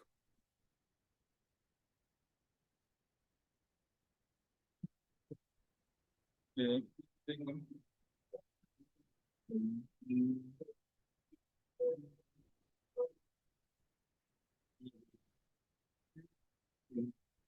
State 3 duties of a clerk in the dispatch office. So the dispatch office, they're the ones who get the goods ready for delivery.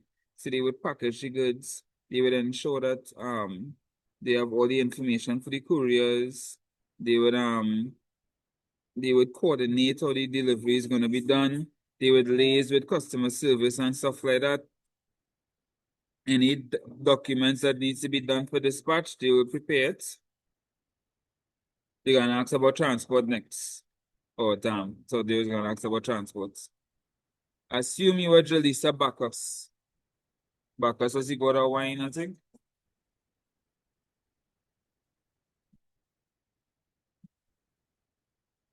Right. A clerk in the dispatch and transport office at Eco-Friendly Supplies Limited. Mr. Shane Denny, the supervisor, sent you the following email outlining the deliveries to be made. So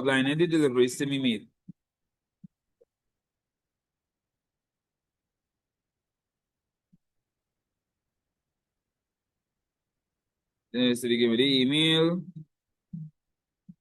Jalisa, an order of 100 black garbage bags was received by BJ Plumbing on Riverside Street with the pizzeria, bam, bam, bam. Ask Cindy Bieber to take the order in the minivan. Romeo Green can accompany her. All right. What do you want us to do? Using the details provided in the email, complete the destination sheet on page 23. There's a next thing where you just plug in the information. Right, literally. So it's going to take the information right from here and plug it in.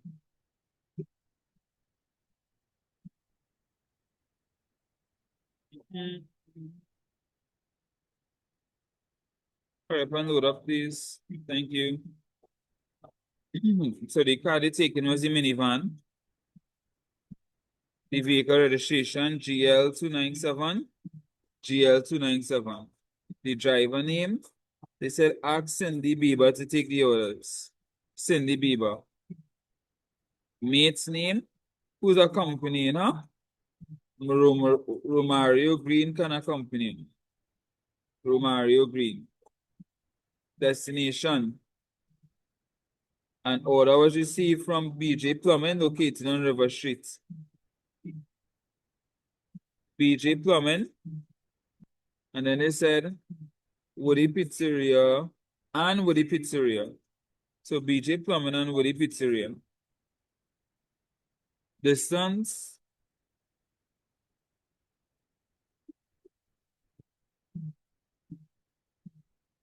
Let me see.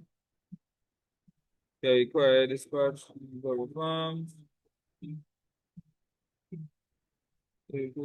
Office. Oh, break them on a cable. Order 100 garbage bags, even BJ Plumbing located the River Street and the restaurant in Church Street. Ordered 150. Take the orders, right. 8 kilometers away. Distance 8 kilometers. Then I come down here. Customer name, BJ Plumbing, the address, the type of goods, the quantity, which all of it I got here. 100 black garbage bags, received from BJ Plumbing.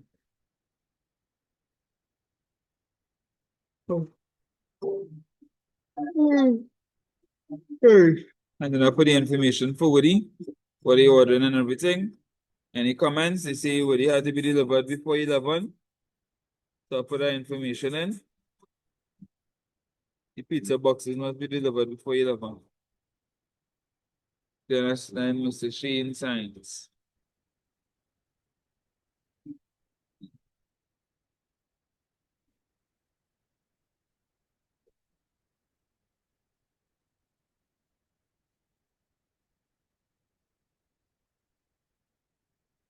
Switchback.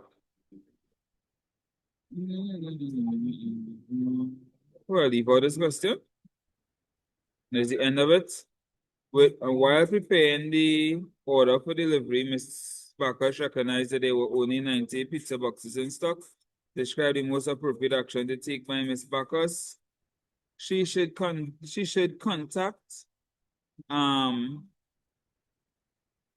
Julissa Bacchus and inform her. That is the best form of action. Contact Julissa Bacchus and inform her. And a decision will be made. If it is that you're gonna buy one really quickly or what, buy a new set really quickly and get it express delivered or something. Or if Julissa will just inform them that they only have 90 instead of 100. Whatever it is, the first step of the plan would be to So inform that's the Julissa. supervisor. Yeah, that's the supervisor. Okay. So that's the first thing you're doing, inform your supervisor. And you could form a plan, whether it is to find out if the customer will be good with just 90 instead of 100. Or if you would be able to deliver it to get it back at get the remaining boxes that you need at an express delivery or something like that. Whatever the decision is made, it will start off with contacting the supervisor. You can't make that decision on your own. And that is it. Mm-hmm.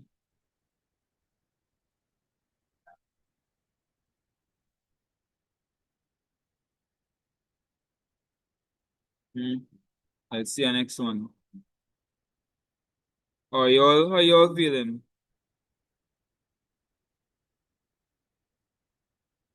You're feeling confident?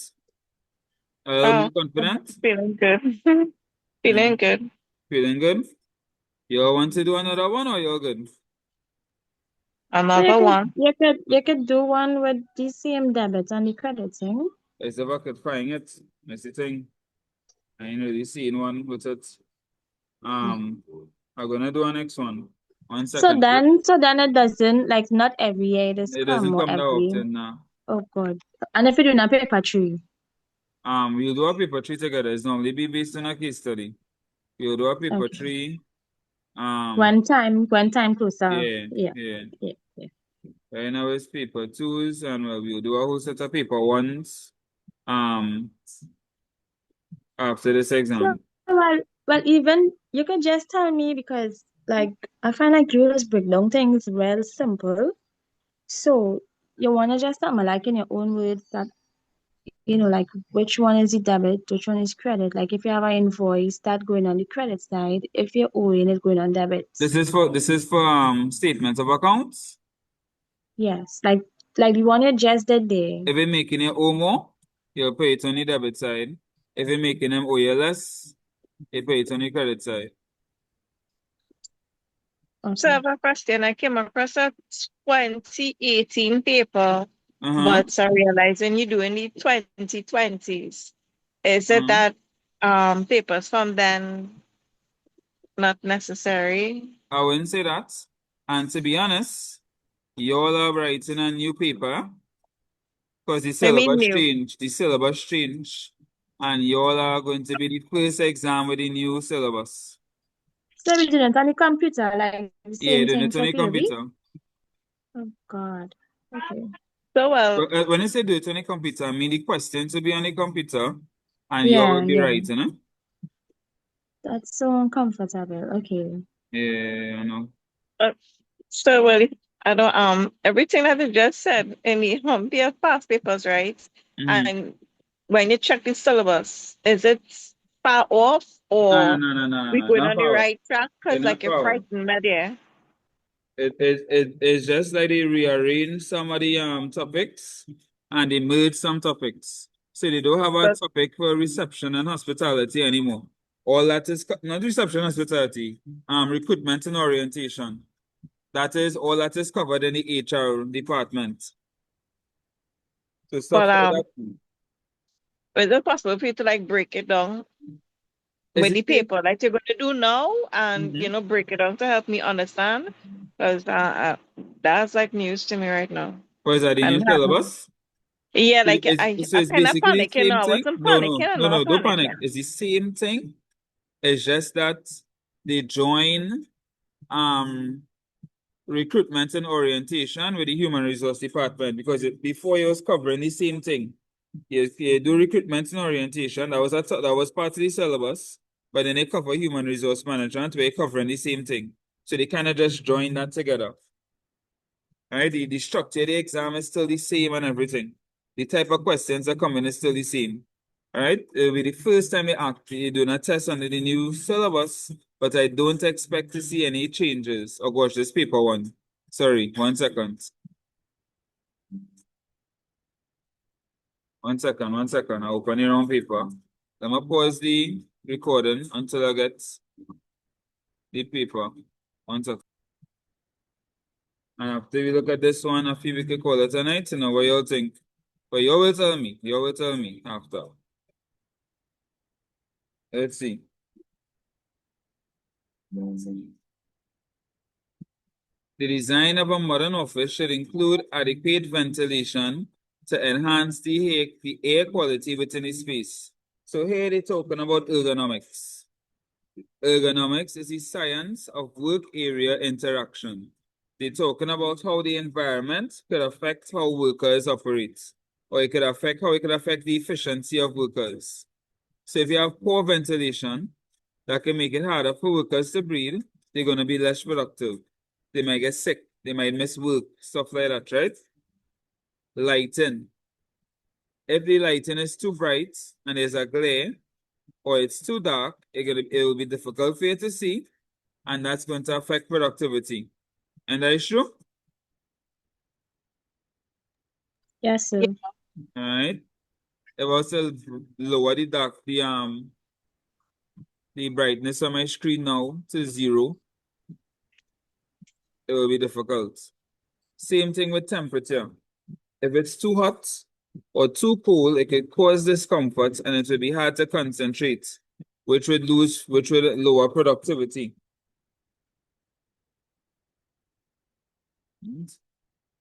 Your furniture. If you don't have the appropriate furniture or it's not comfortable, this is the comfort, not conform. I don't know what that is. That could reduce your productivity. If you don't have an appropriate office layout based on the number of employees in the business, that could reduce your productivity. Does this include like a leaking in the roof? Like they have the ceiling tiles and it's coming down and Yeah, I would take that. But when it comes to ergonomics, it have 4 major things to look at, but that is definitely one. That is not wrong. I just saying it have 4 major things you normally look at, which is your furniture, your ventilation, your lighting, and your temperature. I'm not saying that what you said is wrong. I'm just saying those are the 4 main things you look at first. So when you're designing a building, you're designing an office, you design it with those things in mind. You want to make sure, okay, this office not gonna be too hot or too cold. Maybe I should be in the tropical islands. I should make sure the wiring is done in a way that we could have AC units so they can control the temperature. All right, this is gonna be real dark. Maybe I should have windows here so natural light can come in. Or I should put in light switches and stuff so they can control the lights. I need to have enough space to have the adequate amount of furniture needed.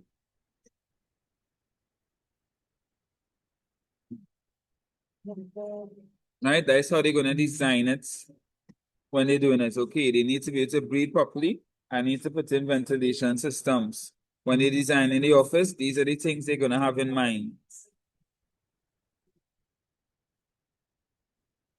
Right? The leaking and thing is not wrong. It's just that that's kind of like an obvious thing now. You want the roof to not leak.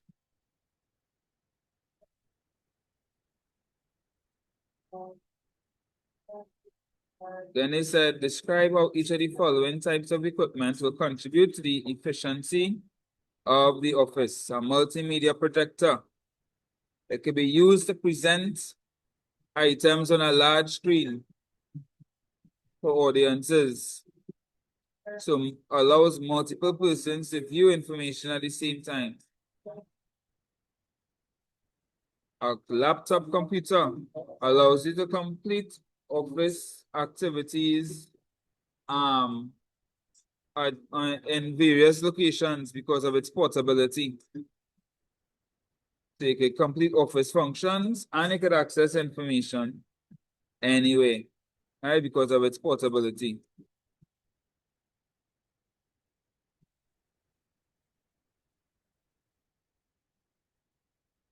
Right. Then they said there's a vacant position for a sales clerk at TXZ Corporation. The position is to be advertised internally. Assume you are the administrative clerk in the human resource department. Okay. Write a general notice to be sent to all staff, informing them of the vacancy. The notice should include the following: an opening statement, 2 duties required for the position, 1 skill required for the position, and a closing statement. Right, so we have the sections here. Just had to put in the information, right? So it's remember the application for the post of a sales clerk. So I put in, are you passionate about sales and are you customer oriented? Then we invite you to apply for the vacant position of sales clerk right here at TXZ Corporation. Then I list 2 duties of a sales clerk. Any 2 duties, right? Now I put more than 2 duties, but any of these 2 duties could work.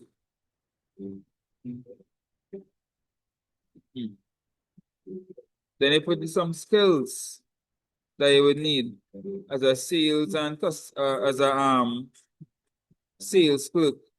You'll need to have customer service skills.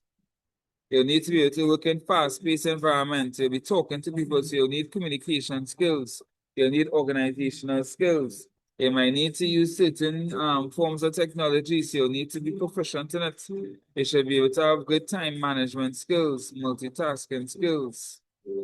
Any of those could work. How much you had asked for? 1 skill, you have rare options. And then the last one, a closing statement, just saying how applications could apply. How applicants could apply, sir.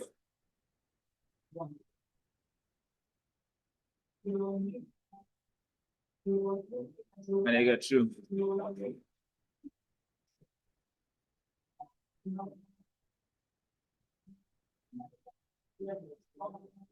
So just 2 questions that the human resource manager might ask in an interview.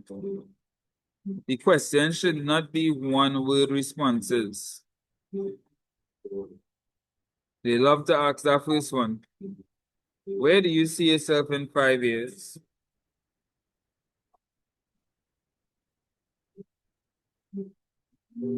John, 2026. Why should we hire you? What benefits can you bring to the company? Why did you apply? What makes you suitable for this role? What do you know about the company? They love to ask you that question.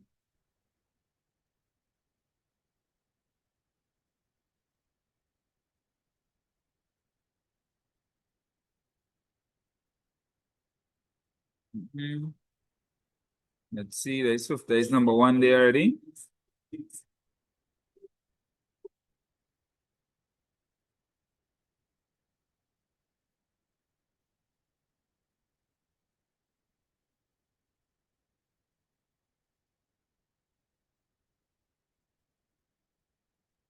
From load up.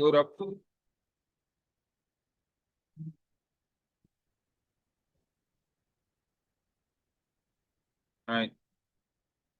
Identify 3 channels of electronic communication that can be used in an office.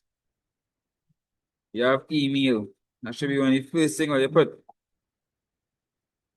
You have fax machine, social media, conference calls, instant messaging.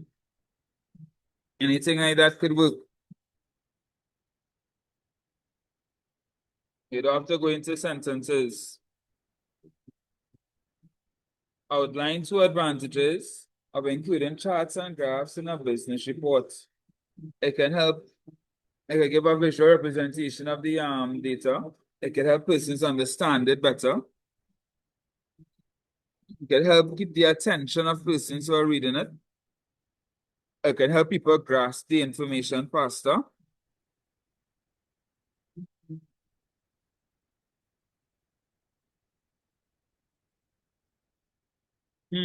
We have to write an email. Telling you you're gonna have to create 2 or more things in this exam. So be prepared to. It says, during a recent staff meeting, the management of ETL International noticed that the employees were constantly using their mobile phones to answer calls, listen to music, or take selfies. Perhaps all the people work at night, all they doing. The CEO of the company, Ms. Petra Simmons, has asked her administrative assistant to write an email to all staff outlining 3 guidelines for the use of mobile phones in the organization. So they want 3 guidelines, right?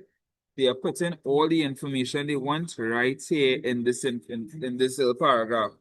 They want 3 guidelines, and it just so happens that employees are constantly using a mobile phone to answer calls, that's 1. Listen to music, that is 2. Take selfies, that is 3. And they want 3 guidelines. It's right there. All you need to do is make sure you know your format for your email, and then the body of the email will write itself. The email should be copied, so that's the CC to communications manager. So it's to all staff, right? Most likely, most companies, when it's time to email all staff, they will have all of the staff emails saved under something called all staff, for example.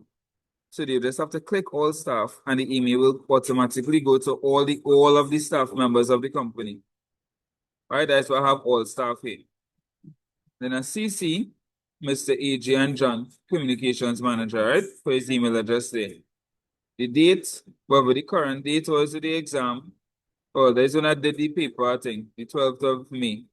So I put that current date, right? The subject has to be related to what the email is about. Guidelines for mobile phones, right? Then I go into the information. Good day, staff. That's come to our attention that employees are using mobile phones inappropriately, mainly they are answering calls during working hours, listening to music, and taking selfies.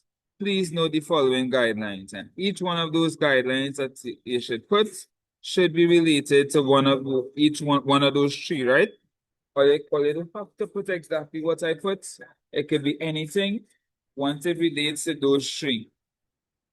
So the first one, no mobile phone answering calls during working hours unless it's an emergency. Right? You all could say, if you want to put a guideline, any mobile call should be less than 2 minutes. So whatever guideline you want to put, you could put. Right? Just make a guideline about mobile calls. Then I'll make a guideline about listening to music. No music allowed except during lunch break, and all music must be played via headphones. I put a guideline pertaining to music. Then taking selfies. Taking selfies during working hours are strictly prohibited for security reasons. They should have a Y at the end there. And then I put, we trust that you will take heed of all these guidelines and act accordingly. Thank you again for your continuous service. And I put regards, Administrative Assistant, on behalf of Mrs. Petra Simmons, CEO. All right, so as I say, all you could have put all your own guidelines, Just make it related to those three things because that's what they gave you, right? That's what they gave you to work with.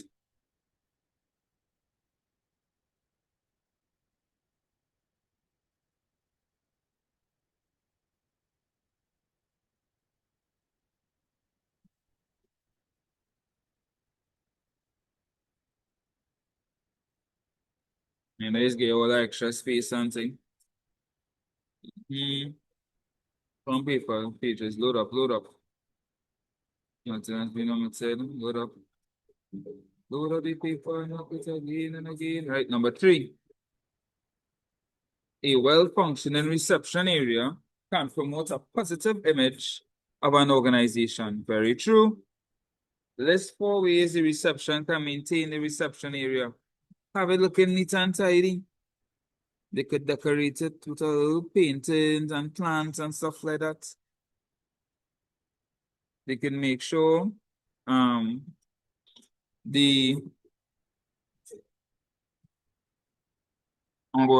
water cooler is filled or tea station is well stocked. Excuse me, sir. Yeah. I'm leaving. All right, no problem. Enjoy the rest of your night. You too, sir. Bye-bye. Bye.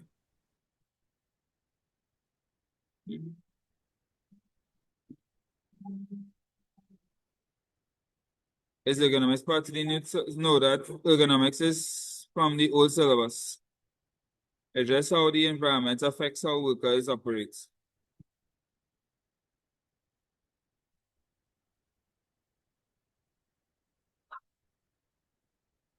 Right. Now they ask state 3 benefits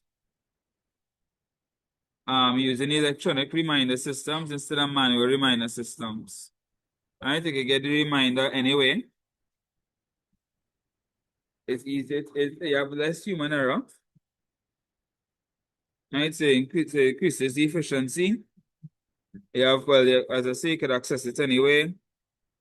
It's easier to store reminders than the manual system. Faster to set up.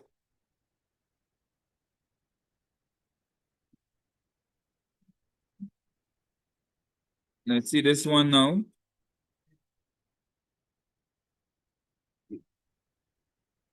Mr. O'Neill Foster is the Chief Executive Officer of a construction company.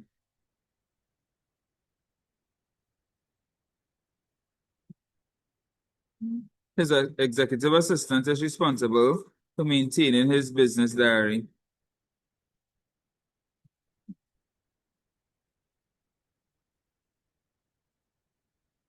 I assume that you're the executive assistant. Use the following notes for the week commencing the 26th of May to complete the diary provided on the page 15.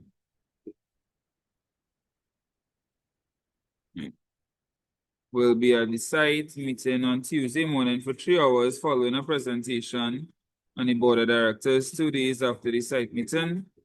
The board meeting is at 10 a.m. On Monday, scheduled training next blah, blah, blah, blah, blah, blah. Where we're doing this? On page 15. All of the information here. Yes, All right, sir. cool. Page 15. So we're taking this information and we're gonna put it in here.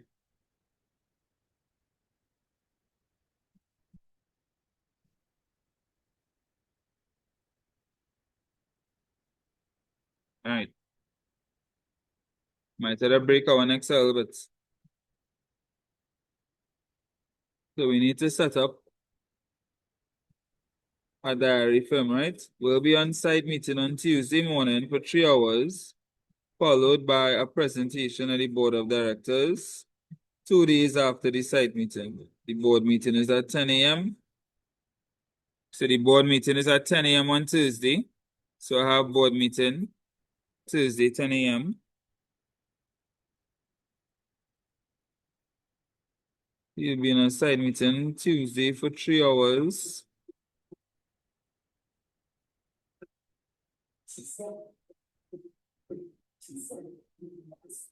Yes. So I have the side meeting. Should have side meeting here as well. So that'll be for the 3 hours. On Monday, schedule a training session for 4 hours. Starting time is 11 a.m. with an hour of lunch. So training session, training session, training session, training session. What I could do, you notice it's 4 hours, right? Because they said the training session is 3 hours for hour for lunch. Actually, no, just now. 4 hours, right? So it should be 4 hours with the hour for lunch, 12 noon. Office closed for lunch. The weekly staff meeting is at 1 p.m. on Friday for 2 hours. The meeting with the executive assistant starts 2 hours before the staff meeting. So with the executive assistant, it would start at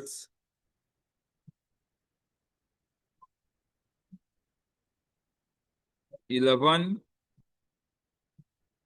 and then the staff meeting starts at 1 after lunch. I have to attend interviews in the HR department on Wednesday from 1 p.m. This should last 3 hours. So I have interviews for 3 hours, 1 to 2, 2 to 3, 3 to 4.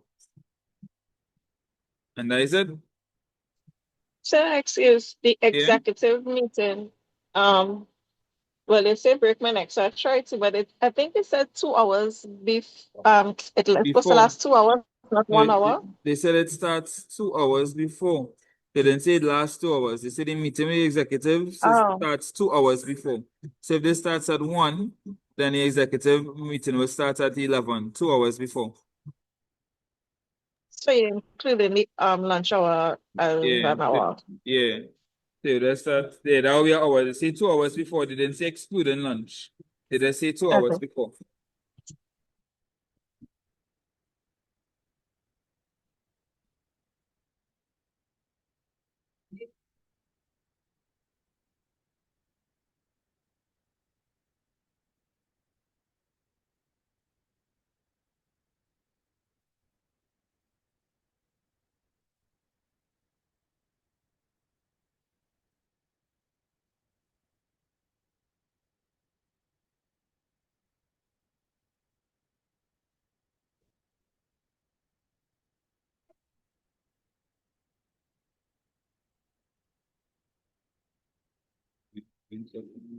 Number 4, state 2 functions of the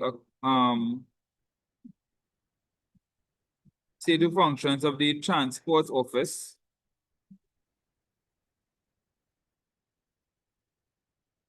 All right, so the transport office is the one to actually transport any goods, right? So they're the one to transport the goods from the origin to destination. They will try to make sure it's not damaged in transit. They would liaise with customers during delivery. One of the things you can always put, every department liaise with other departments. Plays with each other. That Mhm. is a cheat code. Yes, they will may liaise with other delivery drivers as well. They keep transportation records. Explain the use of each of the following documents in operations, dispatch, and transport. To the destination sheet will contain information on the clients and the addresses, so you'll know where the goods are being delivered to. The import license gives you permission from the government to import goods into the country.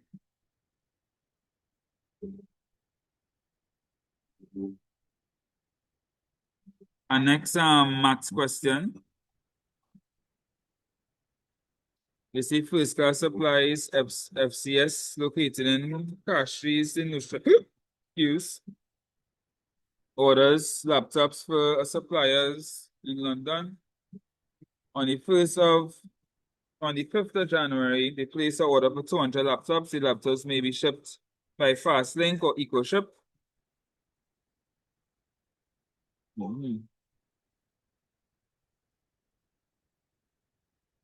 So, 7th of January, $6 per laptop. 6 is 200 laptops. 200 by 6 is 1,200. and shipping cost is 1,800. 1,200 plus 1,800 is 3,000 in total. Fast link standard is 1,000 total for insurance. 850 shipping cost, 1,850 total.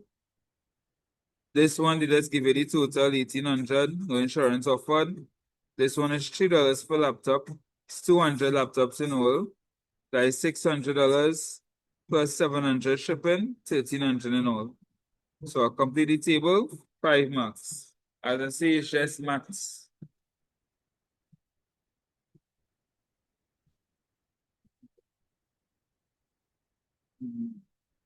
Right. And it says, assume you are a clerk in the dispatch office. Suggest which courier and shipping service FCS should use, outlining 2 reasons for your choice. All right, so you could really choose either one, anyone. Want to give 2 good reasons for your choice, right? So for example, if you use fast link priority, you could see how you're gonna have the maximum amount of insurance. So you could and you get in the item the fastest, the 7th.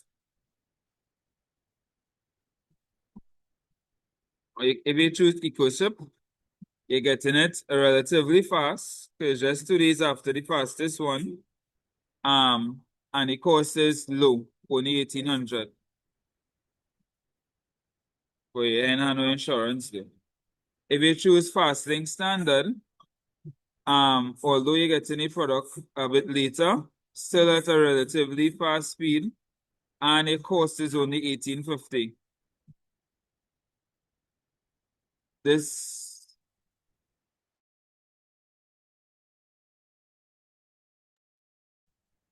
if you choose, which is the next one, economy is the lowest cost, and you still have some insurance.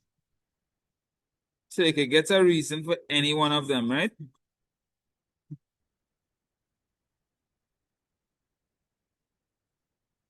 Parts of time. 1, 2.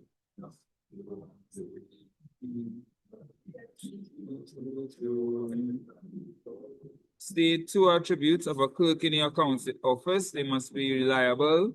They must have good analytical abilities. They must be honest. They're going to be around money. So you definitely need honesty and integrity. Describe each of the following duties of a clerk in the accounts office. Reconciling, this is when you're comparing 2 records to find out the reasoning for the differences to ensure there's no errors or fraud. Writing up a cash book. If you're doing accounting, this will be so easy. Yeah? Writing up a cash book is when you record all of your cash and bank transactions. So all the money you spend and all the money you receive.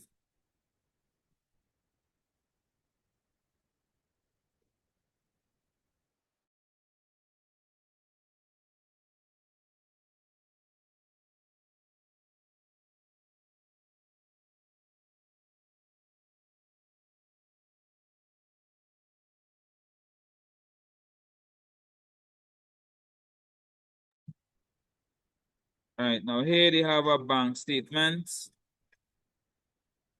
Now for cash books, I know some of y'all didn't do accounts, right?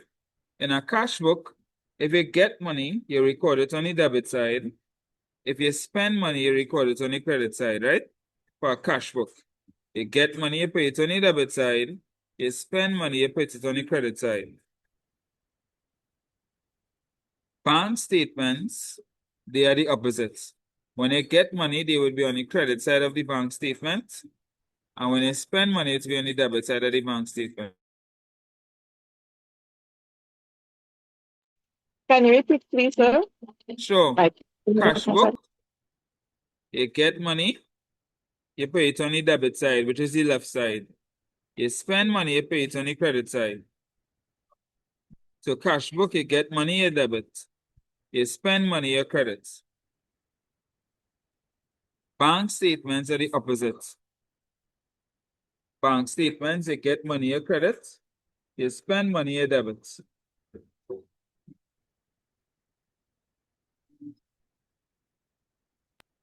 Okay, thanks.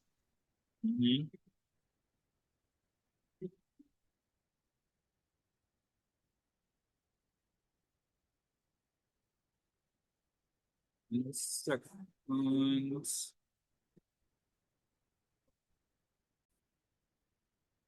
All right, so they give us the bank statement. So remember, credit side means we getting money. Use debit side means we spending money when it's in the bank statement. So you start off with 300, we get 50, so our balance is now 350. This is on the debit side, so we spend 150, so our balance is now 350 minus 150, which is 200. Our balance is now 390. For it to be 390, from 200, 390 to 390, we had to get $190. Then we spent $30. So it went from 390 minus 30 to 360.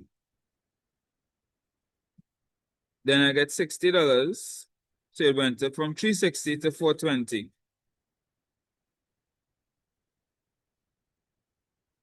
Now for the last three, we had these additional transactions.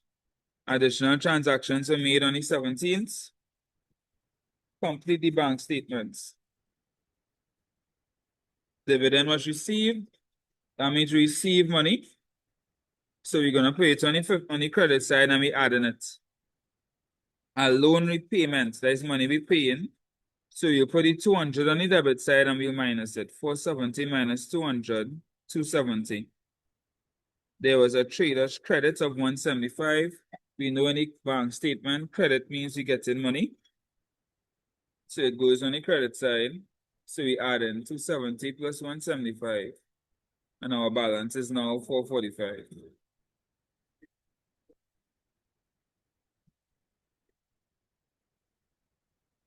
That is number 5. And now we are on the final question.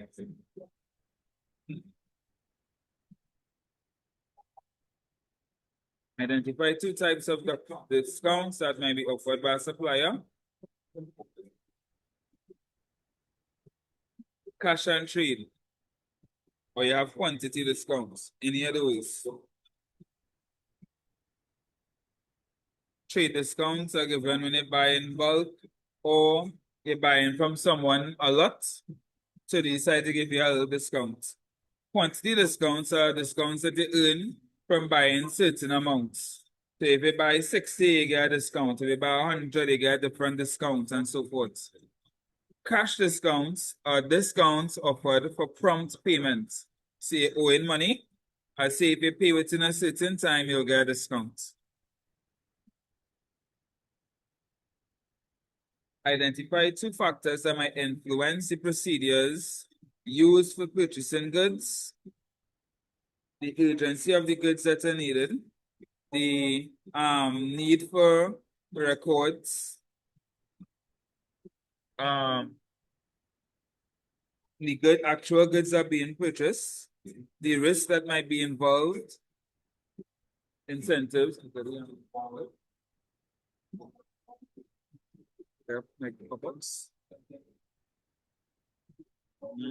the quantity of goods that are being purchased, all that can influence the procedures used, your relationship with the supplier, how often you buy from them, anything like that could work.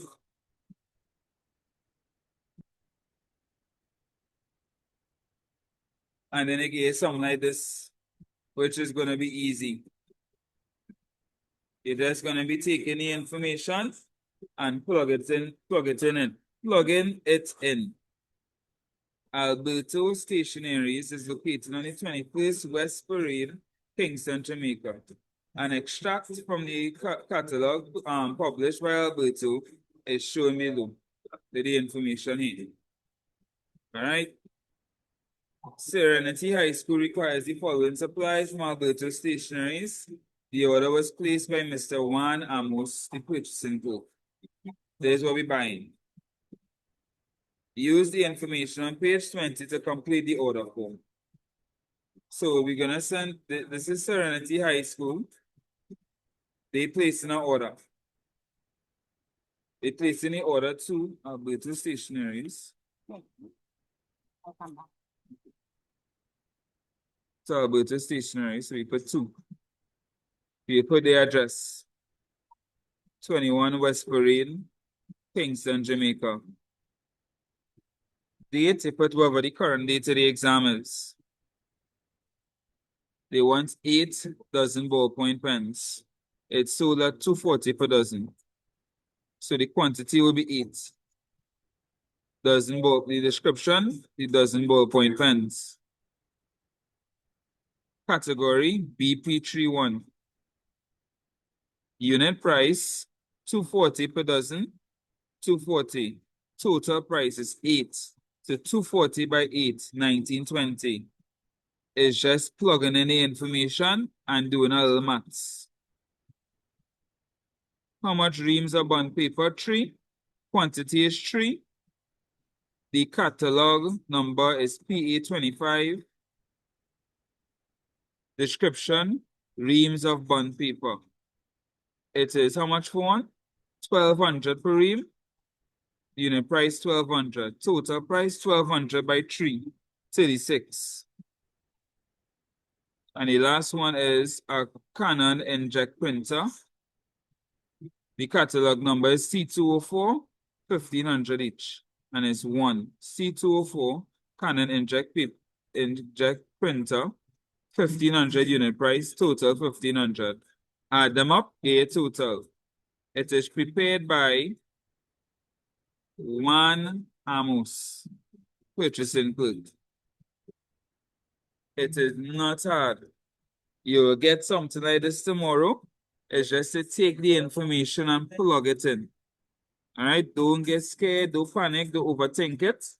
It's literally just to take the information and plug it in. That is all.